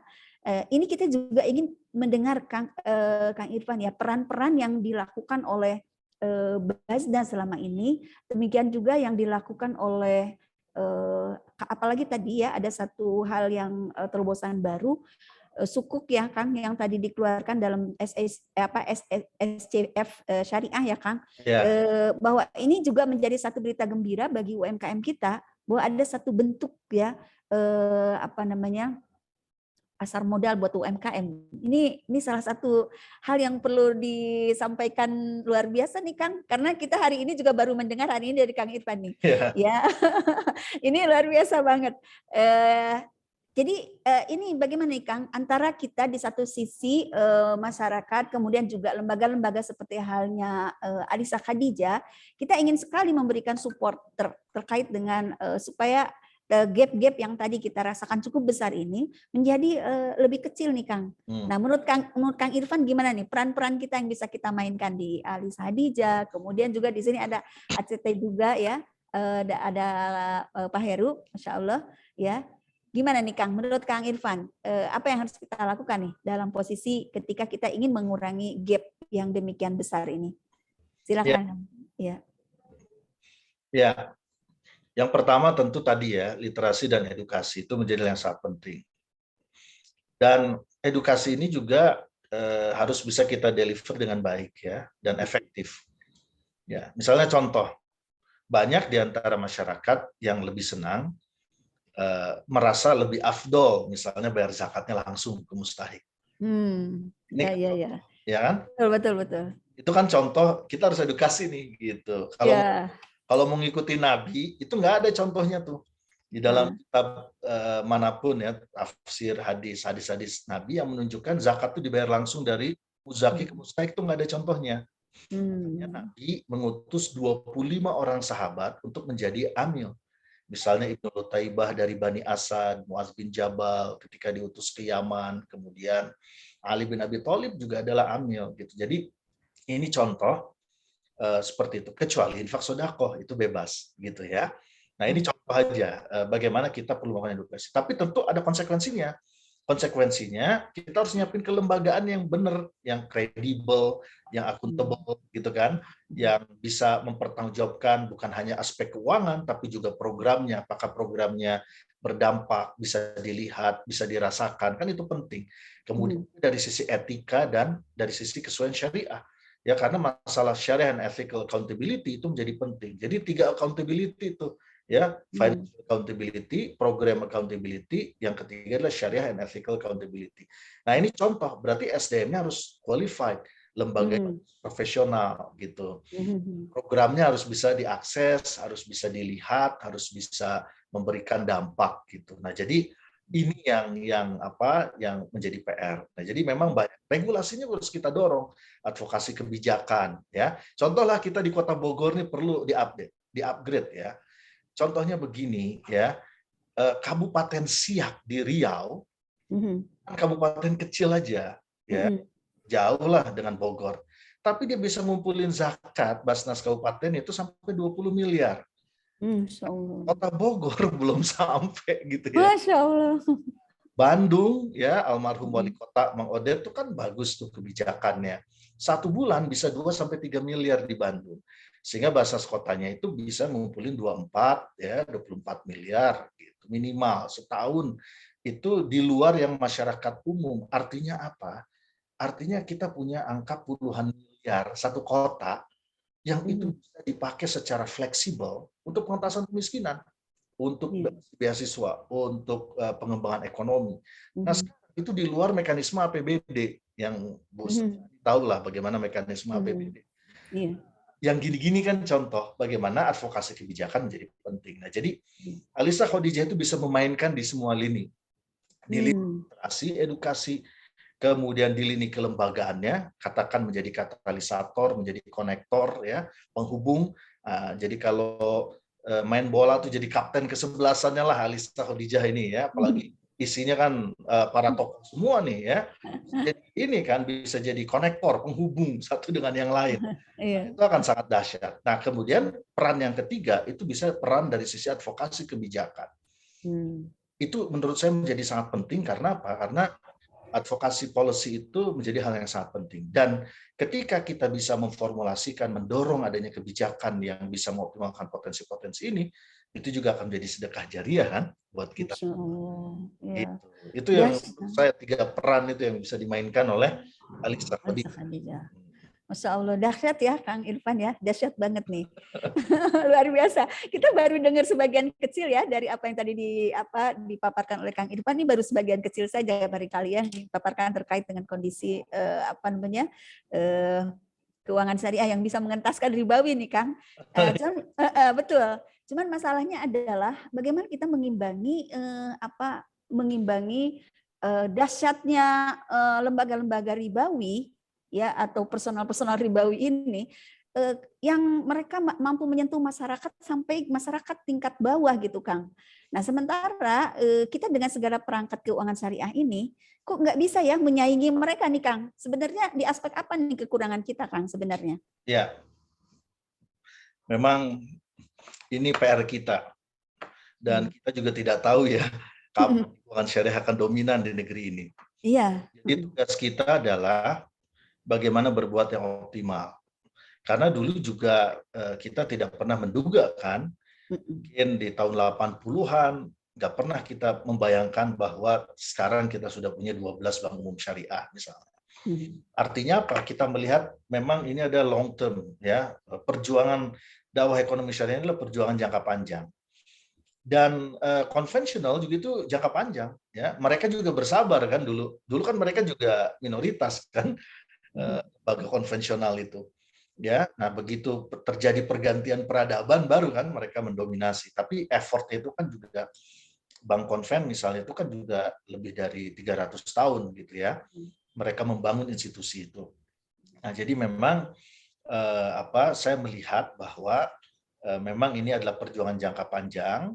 Dan tadi aspek-aspek ini harus terus kita perbaiki. Pokoknya rumus saya 3 ini aja terus kita perbaiki. Ya, aman. Kenapa literasi penting? Karena itu mempengaruhi cara pandang. Ya, mempengaruhi pemahaman dan cara pandang. Pemahaman dan cara pandang itu mempengaruhi cara orang bertindak. Ya, jadi orang berbuat itu kan sesuai dengan apa yang dia pahami. Dia pahamnya sholat subuh nggak pakai kunut, maka dia nggak akan kunut. Dia paham subuh itu harus kunut, maka dia akan kunut. Nah, jadi pemahaman itu mempengaruhi action. Nah, karena itu kunci pertama itu adalah di pemahaman. Nah, karena itu pendidikan itu menjadi penting. Ya, bagaimana kita memasukkan nilai-nilai. Contohnya beginilah, nggak mesti orang ekonomi, orang belajar apapun itu pasti paham yang namanya ada gium yang mengatakan berusaha dengan modal sekecil-kecilnya untuk dapat untung. Sebesar-besarnya. Dan mesti belajar ekonomi juga ngerti itu semua. Itu Iya, betul. cara berpikir kapitalis. Iya, betul. Akhirnya menghalalkan segala macam cara. Artinya apa? Doktrinasi. Nah, kalau dalam bahasa kerennya, ideologisasinya itu udah dahsyat. Sehingga setiap orang nggak mesti belajar ekonomi, itu sudah di alam bawah sadarnya udah mengatakan begitu. Ya, sekarang bisa nggak beramal dengan sebesar-besarnya begitu dalam alam bawah sadar, bersedekah dengan yang terbaik masuk ke alam bawah sadar kita. Nah, disitulah pentingnya doktrinasi, pemahaman, penanaman nilai, ideologisasi begitu ya. Nah, ini yang menurut saya perlu untuk kita dorong dan kita kembangkan ya. Nah, jadi rumusnya begitu aja ya, literasi, edukasi, kemudian kelembagaannya. Karena bagaimanapun pada akhirnya orang akan nanya, terus kalau saya mau bersyariah gimana nih? Kan gitu ya. Ya, saya mau transfer ke bank mana nih? Gitu kan. Saya ingin mudah semua transaksi bisa saya lakukan di rumah, bank mana yang udah siap? Kan itu bicara kelembagaan. Kita perlu belajar dari Pakistan. Pakistan, waktu Ziaul Haq take over kekuasaan, ya, ketika menggulingkan Zulfikar Ali Bhutto, apa yang dilakukan oleh Presiden Ziaul Haq? Ya, Presiden Ziaul Haq langsung mengharamkan bunga dan langsung membekukan sistem perbankan. Apa yang terjadi? Kolaps, baru sehari kebijakan kolaps langsung. Ya, perekonomiannya Pakistan tuh kolaps. Kenapa? Karena kebijakan tuh nggak cukup. Nah, dia harus ada kelembagaannya, harus ada orang-orangnya, harus diedukasi masyarakatnya begitu. Nah, jadi artinya akhirnya kan setelah gagal baru kemudian dia membuat tahapan-tahapan. Nah, tahapan-tahapan inilah yang perlu untuk kita akselerasi. Ya, misalnya di level nasional kita punya KNEKS. Nah, jadi kita sampaikan sama teman-teman KNEKS, ya kalau kehadiran Anda tidak bisa mengakselerasi, ya buat apa ada KNEKS? Kan justru tugasnya itu mengakselerasi. Nah, inilah yang terus kita dorong. Nah, jadi rumusannya itu tetap 3 itu, ya, literasi, edukasi, kemudian kelembagaan, ya, termasuk dalam SDM dan teknologi. Nah, yang ketiga adalah regulasi. Nah, jadi kalau 3 ini bisa kita sandingkan, ya, menjadi satu kekuatan, nah itu akan dahsyat. Perubahan-perubahan itu akan dahsyat. Dan kita diuntungkan di Indonesia ini bahwa perjalanan panjang ekonomi dan keuangan syariah ini kita sudah melewati 6 kepresidenan. Mulai dari zaman Soeharto. Katakan Soekarno belum terlalu ini ya. Tapi kan zakat misalnya itu mulai Soeharto. Perbankan syariah di zaman Soeharto. Ya, kemudian ke Pak Habibie, ke Gus Dur, Megawati, SBY, dan terakhir Presiden Jokowi. Kita sudah lewati itu semua dan kita terus tumbuh dan berkembang. Artinya apa? Artinya approach ya dakwah ekonomi syariah kita ini sebenarnya sudah on the right direction. Karena basisnya adalah penguatan di akar rumput. Walaupun akar rumputnya tadi belum menyentuh seluruh lapisan. Tapi minimal lapisan-lapisan yang sudah tersentuh itu memberikan fondasi yang kuat. Sehingga siapapun presidennya, dengan latar belakang politik apapun, dia tidak akan pernah bisa, ya insya Allah, untuk dalam tanda petik, ya menghancurkan gerakan ekonomi syariah. Karena kita sudah punya fondasi yang kuat. Nah, inilah kelebihan Indonesia. Dan ternyata, ini yang menarik, banyak negara-negara itu yang belajar, ya negara-negara di Afrika terutama itu banyak yang tertarik belajar ke kita, karena mereka melihat perubahan dan pengembangan ekonomi syariah di kita itu tidak menimbulkan korban secara politik. Karena kalau di Afrika, kalau mau ada perubahan-perubahan begini, itu selalu menimbulkan korban secara politik. Nah, mereka belajar tuh gimana cara ngembangin zakat, ngembangin wakaf, ngembangin BMT, ngembangin keuangan mikro syariah, yang kemudian tidak mempengaruhi stabilitas politik ya di Afrika. Itu sampai belajar tuh mereka ya. Saya pernah tuh ngasih training ya ke beberapa perwakilan pemerintah dari mereka ya untuk kemudian tadi mendengarkan penjelasan bagaimana cara kita melakukan proses transformasi. Nah, itulah yang saya katakan 3 ini yang menjadi kata kuncinya. Begitu. Ya. Masya Allah, terima kasih banyak Kang Irfan, luar biasa ini ya. Kita tinggal implementasi nih ya sebenarnya dari apa yang tadi disampaikan oleh Kang Irfan. Ini banyak sekali sebetulnya yang ingin bertanya, kami persilahkan kepada Bapak-bapak dan Ibu semuanya yang hadir di acara kita hari ini. Saya kira banyak sekali nih keinginan tahu ya, terutama tadi ada pertanyaan terkait dengan SCF nih Kang Irfan. Iya. Itu SCF yang baru dibentuk yang Kang Irfan di dalamnya tuh jadi dewan pengawasnya di situ ya Kang Irfan ya? Itu namanya apa tuh Kang? SCF? Syafiq Digital Indonesia itu bisa di. Syafiq Digital ya. Oke, Masya Allah. Jadi begini, ya. cara kerjanya adalah sama kayak seperti pasar modal. Jadi ada investornya nanti, bisa retail, bisa institusi, mereka bisa invest. Kemudian nanti ada pihak yang membutuhkan dana perusahaannya. Nah, si Syafiqnya ini, SCF perusahaan ini sebagai penyelenggara istilahnya. Nah, dia jadi penyelenggara yang menyediakan tempat bursanya. Gitu. Nanti investor bisa langsung invest, dan investor bisa melihat nanti produk-produk yang dia bisa invest. Ya, misalnya dari sisi yang butuh dana nih, kan kita ada beberapa perusahaan nih, ya misalnya ada perusahaan di bidang telekomunikasi, tapi yang skala kecil, bukan yang provider ininya seperti Telkomsel gitu bukan, tapi misalnya yang mengembangkan fiber optiknya atau yang membuat menaranya gitu ya, tahu BTS itu ya, bukan BTS Korea ya, BTS menara tower begitu. Nah itu mungkin skalanya masih skala yang sifatnya UMKM, dia perlu dana. Nah jadi dia bisa tadi menginikan project, nanti kita tinggal lihat akadnya, akad yang digunakan apa ya, apakah akadnya jaroh, sewa, atau akadnya mudorobah bagi hasil, atau akadnya merubah, tergantung pada nature bisnis. Nanti investor akan melihat ini menarik nggak nih? Nah, kalau menarik dia bisa ini. Nah, dia bisa bisa investasi di situ. Nah, kita mempertemukan antara pemodal dengan yang membutuhkan dana, ya, tapi dengan skema capital market kira-kira gitu, di luar skema yang biasa kan bank ya secara umum, lembaga keuangan mikro gitu ya. Ada skema yang lain ya, sehingga persyaratan beda juga dengan keperbankan gitu, karena aturan-aturannya juga berbeda begitu. Seperti ya. Ya. Jadi kalau gabungan UMKM Kota Bogor misalnya mau ada berapa nih, ada 40-50 usaha, konsolidasi misalnya bikin usaha minuman, variasi modal sekian. Nah, itu bisa tuh ya lewat Syafiq, nanti mereka gabungan ini kemudian menerbitkan namanya sukuk ya. Nah, sukuk selama ini selalu kan nilainya triliunan gitu ya. Ratusan miliar lah gitu, 200, 300 gitu ya. Tapi dengan adanya securities crowdfunding ini, maka itu bisa kita buat jadi lebih retail. Jadi retail, lebih kecil ya. Dan bisa diakses siapapun UMKM. Keren Kang Irfan, keren. Ya. Jadi kalau pasar modal tuh bukan cuma yang gede-gede Iya, gitu benar. Betul.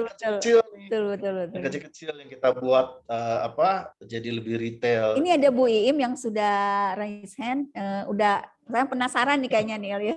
Dengar itu. Silakan Bu Iim.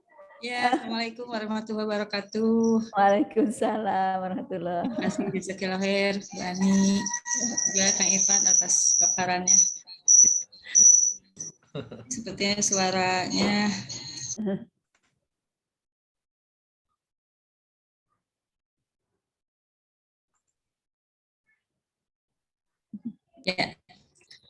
ya, kalau tadi tentang Syafiq Digital itu yang ingin saya tanyakan, apa bedanya dengan melalui bank ya? Pengajuan pembiayaan baik sebagai kita sebagai penabung ya, atau investor, atau sebagai yang mengajukan pembiayaan. Kemudian yang kedua, karena ya saya damai mewakili Alisa Khadijah juga gitu ya. Mungkin Bu Dini, mohon izin saya wakili. Karena ini sebetulnya pemberantasan masyarakat yang terjerat rentenir ini programnya Wilsus. Jadi Kota Bogor itu di bawah Wilsus, Kang Irfan. Gitu. Ini Bu Iim pernah ngobrol-ngobrol mencetuskan ide seperti itu. Jadi kita fasilitasi dengan Alisa Khadijah mengadakan kajian ini gitu. Mangga Bu Iim, silakan sama aja. Ya, terima kasih. Jadi berangkat dari keprihatinan di masyarakat kita yang banyak masih terjerat oleh rentenir ya, sehingga kita merasa bahwa Alisa Khadijah sebagai entitas atau komunitas yang berbasis syariah dan tentu concern untuk mengembangkan ya atau memberdayakan masyarakat, khususnya juga dalam memberikan edukasi serta mensupport ya pembiayaan yang bisa mengembangkan usaha UMKM ya masyarakat. Tapi di satu sisi tadi ya, tadi sudah dipaparkan keprihatinan kita banyaknya praktek-praktek rentenir. Yang memang ini sudah merupakan sejarah yang cukup panjang sampai sekarang nggak adanya. Online juga malah lebih merajaleli. Nah, pertanyaan adalah apabila Alisa Hodijah ini ingin melakukan sebuah aksi untuk katakanlah secara bahasa eksaknya memberantas gitu ya, atau mungkin mengurangi minimalisir praktek-praktek rentenir di masyarakat gitu ya. Selain memberikan edukasi, kira-kira apa ya yang bisa kita lakukan nih komunitas Alisa Hodijah ini? Kemudian apakah kami bisa bekerja sama dengan Basnas gitu ya, atau juga lembaga zakat daerah yang kebetulan setahu saya Kang Irfan sebagai salah satu dewan apa nih sekarang di Basnas ya? Sebagai alumni. Tapi setidaknya masih memiliki inilah power gitu ya. Kita tahu bahwa dana-dana zakat tadi ya yang dihimpun oleh Basnas itu cukup besar. Nah, dalam rangka pemberantasan atau mengurangi praktek rentenir di kalangan masyarakat ini, apa yang bisa kami lakukan ya? Demikian, terima kasih. Mangga Kang Irfan, ini banyak banget sebetulnya yang yang ingin memberikan kontribusi nih ya untuk menyelesaikan atau mengurangi ya praktek ribawi ini. Silakan Kang. Ya. Ya, tentu sebenarnya kan fungsi lembaga keuangan ya di klaster manapun sebenarnya intinya kan sebenarnya mempertemukan ya antara pihak yang punya kelebihan dana dengan pihak yang membutuhkan dana. Dan skemanya bisa macam-macam. Jadi skema SCF itu adalah salah satu skema dari berbagai opsi alternatif skema-skema yang lain. Ya, nah, jadi seperti itu. Dan tentu ada perbedaan nanti di persyaratannya, ya. Kemudian juga di bagaimana cara mekanisme penerbitannya. Nah, SCF itu sebenarnya membuka ruang, ya, dari sisi investasi itu bagaimana kita mendorong namanya investasi berjamaah. Apa keuntungan buat investornya? Biasanya dia akan dapat return yang lebih tinggi dibandingkan dengan deposito, ya, dari margin atau bagi hasil deposito. Jadi kalau kita lihat urutannya, urutan return paling tinggi tentu investasi di sektor real. Ya, yang kedua tentu di saham. Nah, kemudian di reksadana. Ya, termasuk di sukuk setelah itu. Nah, yang terakhir itulah di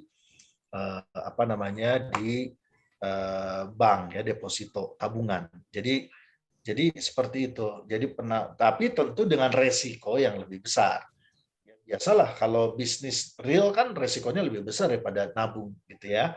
Nah, jadi seperti itu. Nah, kemudian dari sisi yang pihak yang butuh dana, dia punya alternatif lain gitu ya.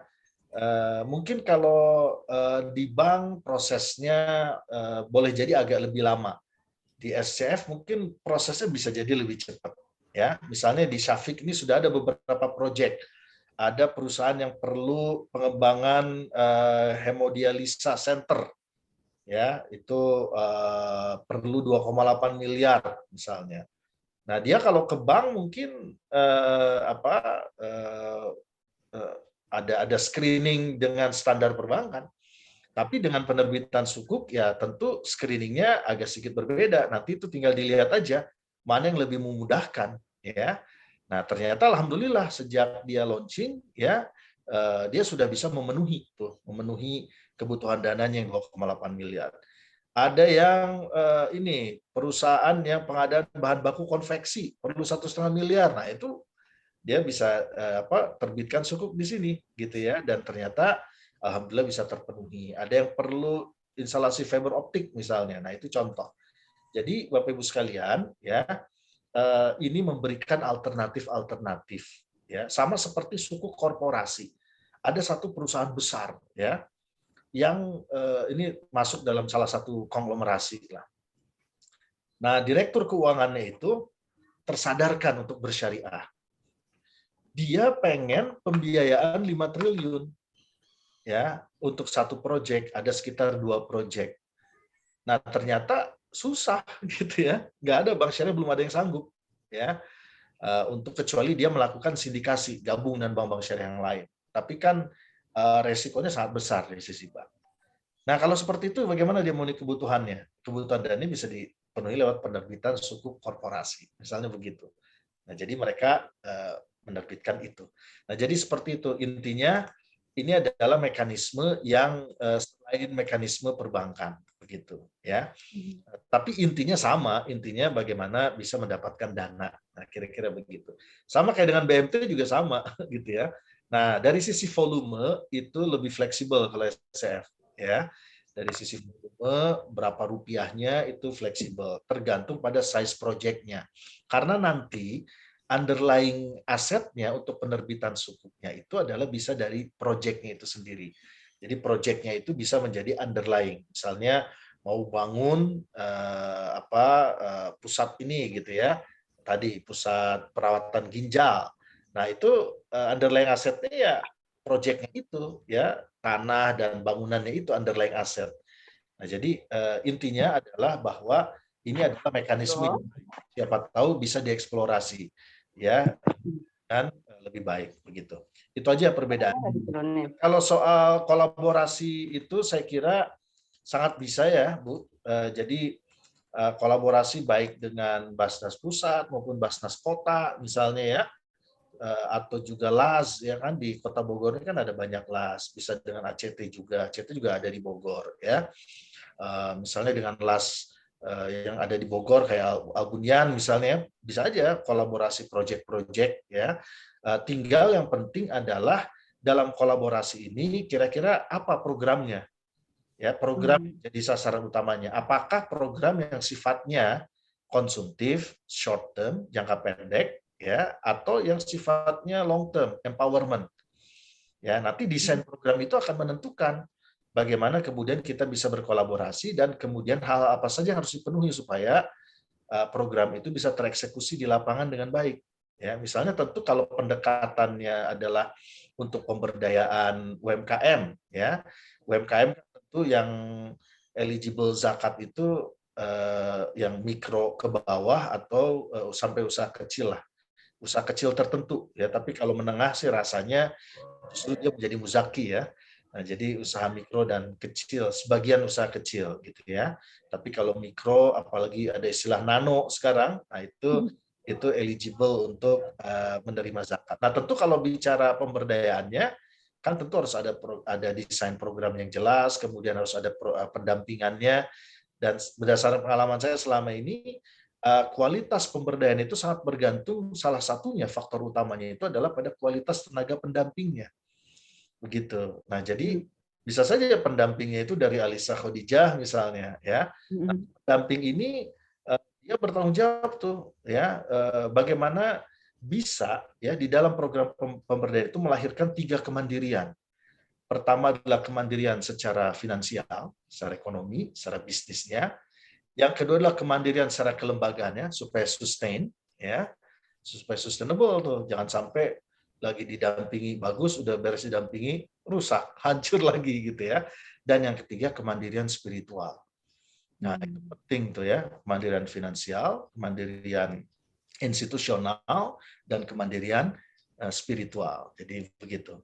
Mohon maaf ya, kita nggak ada istilah ke-BRI-an, karena pernah kan ini BRI Syariah waktu itu protes, nggak bisa nggak diganti BRI katanya. Lagi Brin. Ya. Saya harus begitu Bu ya. Jadi kemandirian finansial, kemandirian institusional, dan kemandirian spiritual. Karena jangan sampai lagi miskin soleh tapi udah kaya salah gitu ya. Gitu. Iya, iya, iya.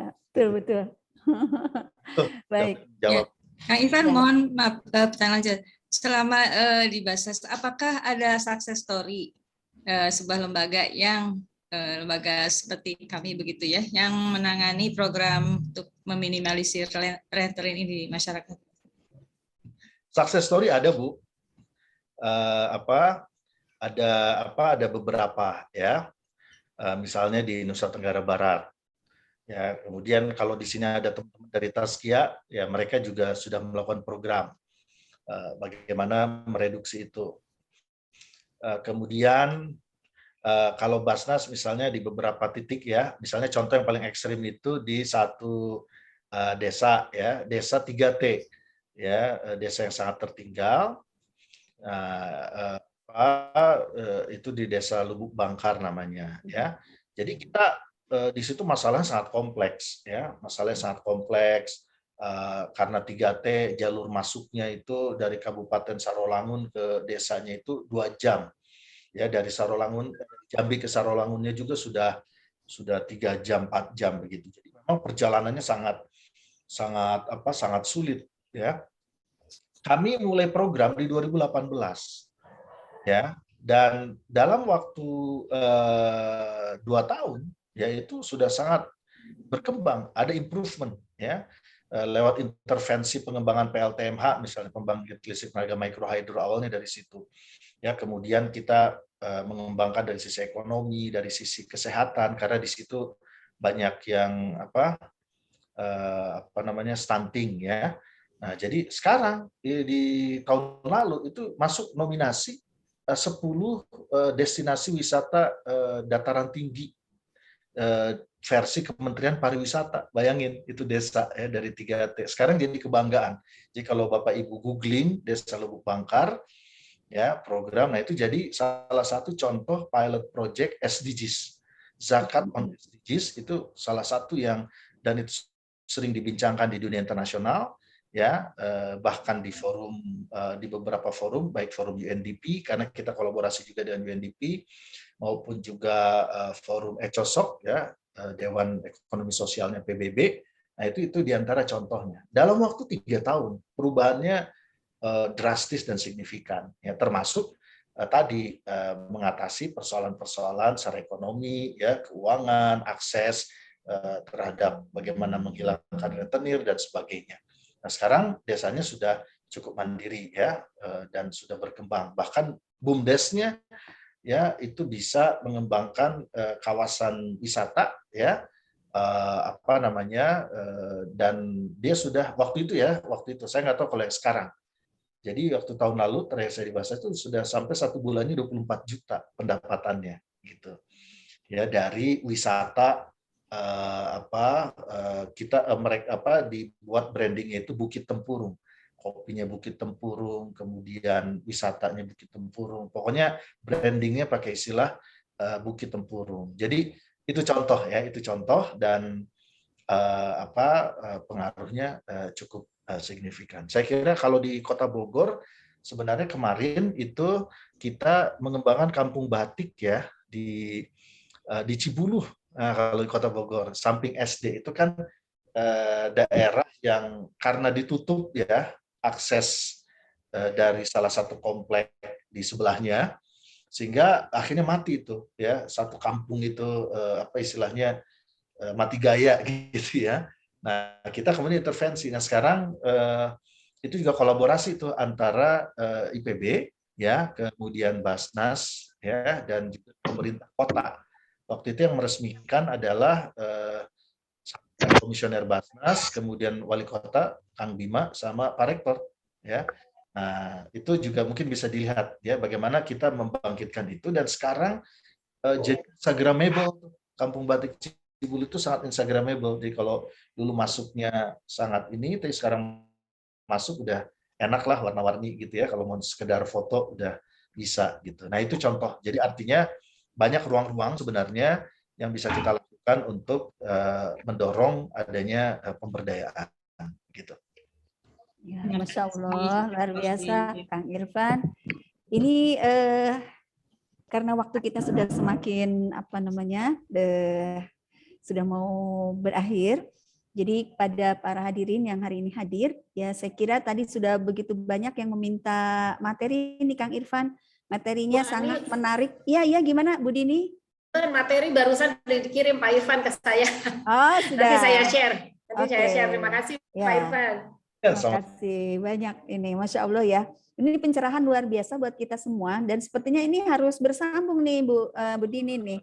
Kita udah dengar ada SCF, terus tadi bahkan ada disinggung sedikit tentang wakaf ya, yang wakaf yang memberikan satu kontribusi untuk meningkatkan ketahanan pangan. Ya, ini luar biasa juga wakaf dengan ketahanan pangan nih sesuatu yang luar biasa juga baru nih gitu kan. Mungkin juga kita perlu mendapatkan pencerahan-pencerahan terkait dengan wakaf ini Kang Irfan ya, karena juga banyak sekali masyarakat kita yang masih berpikir tentang wakaf itu adalah masjid gitu ya, sekolah gitu ya, dan kita masih belum berpikir tentang bagaimana membangun perekonomian dengan wakaf, membangun pertanian dengan wakaf dan sebagainya ya. Bahkan Bu Ustazah, saya sedikit cerita. Ini salah seorang kolega saya, Khalifah, ya dosen Eksyar IPB, itu juga mengembangkan hutan wakaf. Masya Allah. Dari 2020 ya, pada saat itu kita support juga dari Basnas, juga dari Kemenak. Itu bagaimana wakaf. Jadi ada beberapa ribu meter kawasan gitu ya, yang itu kalau dilihat secara ekonomi, wah ini jauh lah.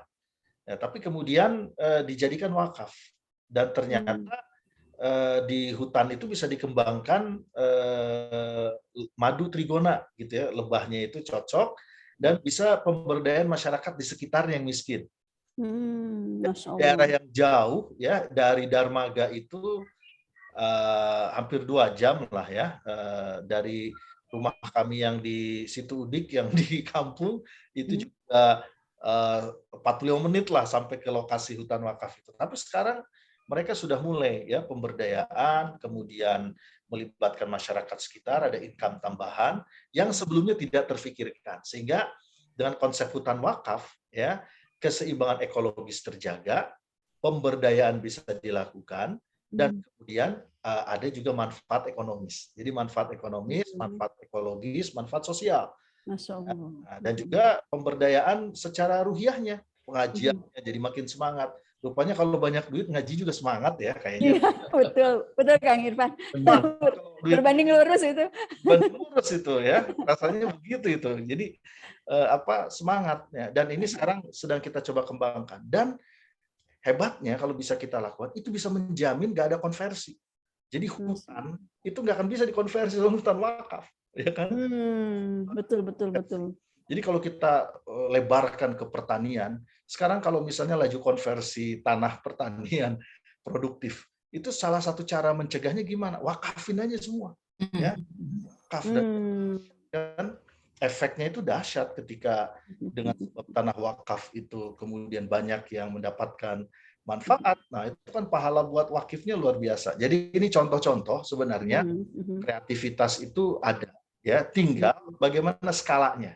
Nah, sekarang pilot project yang skalanya miliaran sudah ada.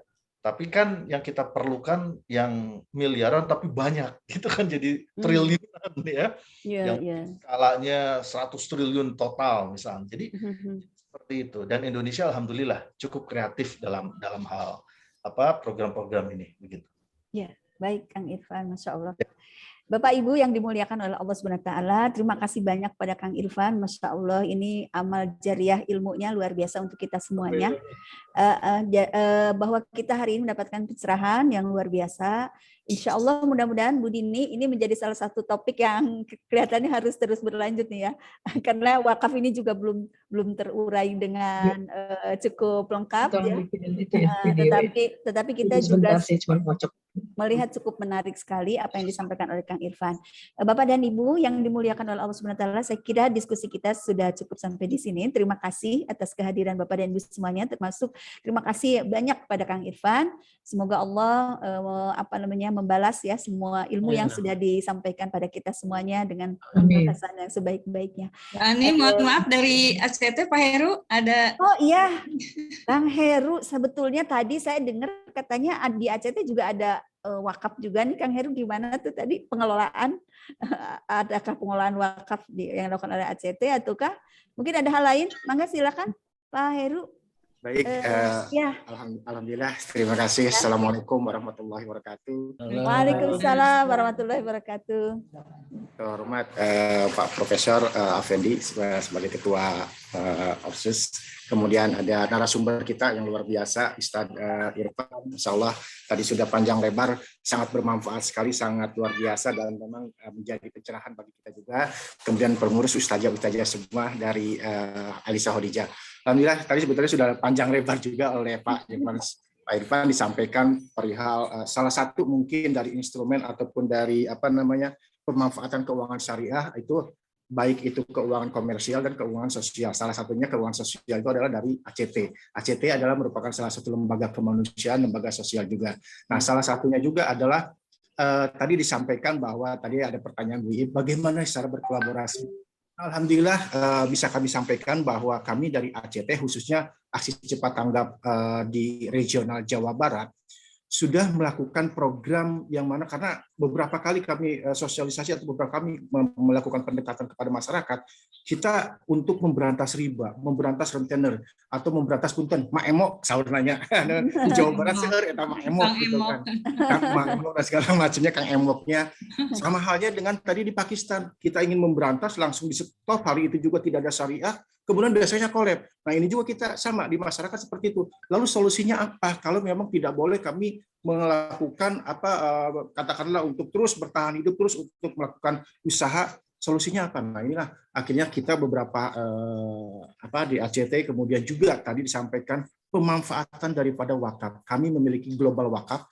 Salah satunya adalah memberikan wakaf modal usaha mikro bagi saudara-saudara kita yang memang khususnya di pandemi ini sangat membutuhkan baik itu untuk permodalan daripada usahanya mereka, mungkin bisa dikatakan ini ultra mikro ya Pak Irfan ya, karena memang sangat kecil sekali. Nah, itu kita melakukan pemberian modal kepada para pelaku UMKM dengan tanpa adanya administrasi, biaya administrasi, tanpa ada bunga, tanpa ada yang mungkin bisa dibilang benar-benar menjauhi daripada riba. Jadi contoh kita berikan misalnya satu UMKM memberikan 1 juta atau 2,5 juta, memang tidak begitu besar, kecil. Itu pengembaliannya memang didasarkan pada kesepakatan, akadnya akad qadru hasan, dan ada pendampingan dari kita. Nah itu tadi dengan memberikan kita bantuan, mudah-mudahan harapannya adalah pertama kemandirian daripada sisi finansialnya ya Pak Irfan, kedua kemandirian dari sisi institusinya atau kemandirian daripada usahanya si pelaku UMKM ini, dan ketiga pun di situ kita secara rupiahnya kita coba sama-sama. Kalau tadi disampaikan kalau banyak uang enak juga ngaji gitu ya Pak Irfan. Masya Allah, itu mudah-mudahan. Nah itu jadi Ibu Iie mungkin salah satu kolaborasi yang bisa kita lakukan. Alhamdulillah untuk Jawa Barat mungkin kalau dilihat daripada pengelolaan dari tadi biaya ataupun yang melakukan pinjaman ojol dan segala macam itu sangat luar biasa sampai ke 200 triliun ya. Nah kita di WM UMI ataupun di Jawa Barat ACT sudah memberikan distribusi modal itu kurang lebih selama 1 tahun kemarin 1061 UMKM yang sudah kita bantu.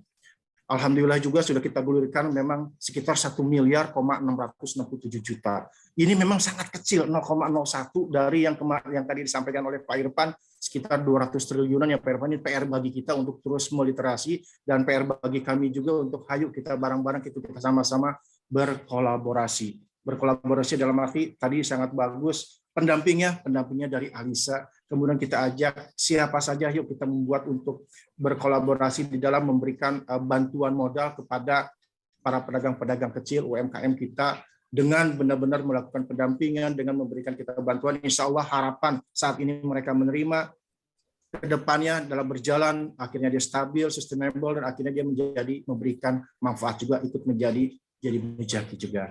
Itu mungkin sekelumitnya dari wakaf modal usaha mikro, kami memiliki global wakaf. Kemudian juga dari sisi ketahanan pangan, alhamdulillah kita pun sedang terus merintis. Ada yang namanya tadi lahan bisa dikatakan kita memiliki kawasan wakaf terpadu. Insya Allah di Bogor akan ada hadir juga kawasan wakaf terpadu di daerah Bogor Barat sana, sedang kita rumuskan. Yang saat ini sudah ada adalah di Tasikmalaya. Di situ ada mulai peternakan, kemudian ada juga sampai kepada pendidikannya, dan insya Allah ini akan terus di beberapa daerah juga, termasuk sampai kepada supply chain. Supply chain itu adalah ketahanan pangan dari perikanannya, kemudian peternakannya kita akan siapkan juga. Itu berawal ataupun itu mulai semuanya berasal daripada dana-dana wakaf. Tadi Pak Irfan sudah menyampaikan panjang lebar. Itu Ibu sekilasnya, insya Allah, karena memang waktunya juga. Insya Allah di lain kesempatan kita akan panjang lebar lagi seperti itu, Ibu Iim dan Ustaz semuanya. Terima kasih diberikan kesempatan. Assalamualaikum warahmatullahi wabarakatuh. Waalaikumsalam warahmatullahi wabarakatuh. Masya Allah ya, global wakaf ini kita juga baru dengar juga nih global wakaf. Ini luar biasa nih hari ini ya, kita mendapatkan begitu banyak pelajaran, begitu banyak ilmu ya yang bisa kita dapatkan. Dan bisa jadi juga ya kita bisa menjadi salah satu konektor ya antara orang yang ingin mewakafkan dengan si para UMKM ya, mungkin nanti melalui ACT dan sebagainya ya. Dan bisa jadi di sini Alisa Khadijah juga bisa ikut berperan ya untuk menyampaikan pada para pemilik pemilik uang ya yang dia ingin berwakaf, dan dengan wakaf yang sangat beragam ya wakafnya. Selama ini kita berpikir cuma buat masjid dan buat sekolah saja. Ternyata banyak sekali yang bisa kita lakukan untuk wakaf ini. Terima kasih Bapak dan Ibu semuanya atas semua sharing dan ilmunya. Dan ini adalah suatu hal yang luar biasa, dan saya kira ini awal ya dari yang dilakukan oleh Alisa Khadijah. Mudah-mudahan nanti ada pembahasan terkait dengan perekonomian syariah yang berkelanjutan ya, sehingga kita juga secara literasi ya, secara edukasi bisa terus melakukan edukasi yang terkait dengan keuangan syariah ini. Saya kira saya cukupkan dulu sampai di sini sebagai moderator. Terima kasih, mohon dimaafkan atas seluruh kekurangan yang kami sampaikan. Billahi taufiq wal hidayah. Wassalamualaikum warahmatullahi wabarakatuh. Kami kembalikan kepada Waalaikumsalam warahmatullahi wabarakatuh. Terima kasih kepada, sangat menarik tadi diskusinya, luar biasa. Terima kasih kepada Bapak Dr. Irfan Saufi Bey yang telah memberikan ilmunya kepada kita, juga kepada Ibu Ani sebagai moderator. Semoga apa yang disampaikan menjadi motivasi kita untuk memberantas rentenir, tentunya dengan yang kolaborasi antar pakar-pakar yang sudah hadir di sini. Semoga kita bisa, niat kita terlaksana. Amin ya Rabbal Alamin. Alhamdulillah, acara demi acara sudah kita lalui bersama dari pagi sampai siang hari ini. Semoga semuanya menjadi amal ibadah buat kita semua. Amin ya Rabbal Alamin.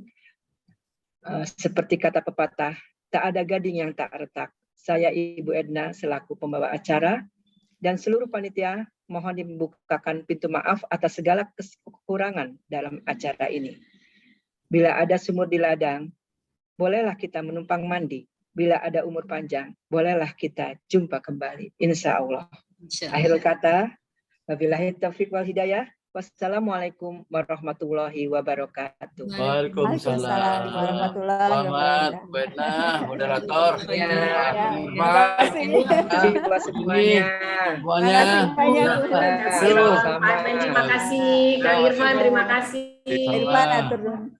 Ya, semuanya baik. Mudah-mudahan bisa Alhamdulillah sangat bermanfaat ya. Amin atur nuhun. Speed tindak lanjuti ya Pak Effendi. Ya, Bu. Tinja. Tinja ya. Jalan terus. Halo. Bu Tinja mana Bu Tinja itu? Aduh ya. Terima kasih semuanya. Pamit ya. Waalaikumsalam warahmatullahi wabarakatuh.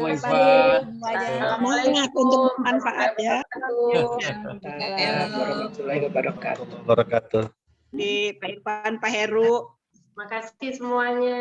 Ya, amin. Bu Ii, mangga dilanjut programnya Pak Irfan ilmunya. Ya, Bu Dini, terima kasih semuanya. Mohon maaf kalau ada kekurangan. Sama. Bu Tinja. Terima kasih Bu Iim. Ya, sami-sami. Prof Tun. Semuanya terima kasih. Pak Heru terima kasih. Hostnya juga Lara, terima kasih Bu Artiza. Bu Iim dilanjut ya programnya ya Bu Iim. Semangat. Ayo Bu, semangat. Kapan undang ACT tuh, ACT bisa diundang. Ya, ACT ya, kami boleh. Siap hadir. Nah, ya. Makanya mungkin dalam waktu kesempatan yang offline bisa lebih panjang lebar lagi. Iya. Boleh. Tadi kolaborasi tentang wakaf modal usaha mikro. Boleh tuh Bu Dini dicatat. Tinggal di Bogor atau di mana Pak Heru? Di Bogor Ibu, Abi di Bogor semua. Di mana Bogornya? Bogor di Ciparigi. Oh, Ciparigi Indah. Oh iya. Sudah ada nomor kontaknya ya di pengurus. Ya, cuman kantor cabang kita di Indraprasta, makanya mungkin insya Allah nanti kalau memang ada waktu kita ngobrol lebih panjang lebar lagi tentang wakaf modal usaha mikro dan. Pak Heru, punten nomor handphonenya ditulis aja sekarang. Oh iya siap, nomor handphone Abi 08 ada di situ 8582 9379. Parantos di ya di chat ada. Di chat. Oh ya, di chat ya. 081585829779. Ya, hatur nuhun Kang Heru, Kami hatur nuhun waktosna parantos biasa bersilaturahmi. Assalamualaikum warahmatullahi wabarakatuh. Waalaikumsalam. Hatur nuhun Pak Heru. Barakallah semuanya. Amin. Amin. Live ya Bu Dini, saya izin live. Ya, sama-sama. Boleh menutup Lara. Boleh menutup ya. Puji, ada Bu Puji. Halo. Ya, assalamualaikum. Bu Puji.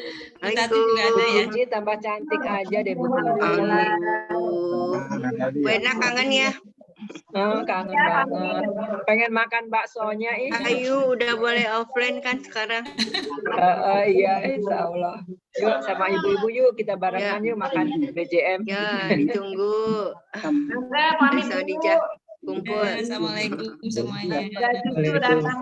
Terima kasih. Ini baru sampai.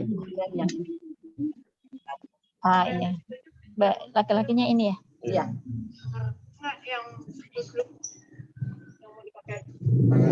Tangannya agak kependekan ya?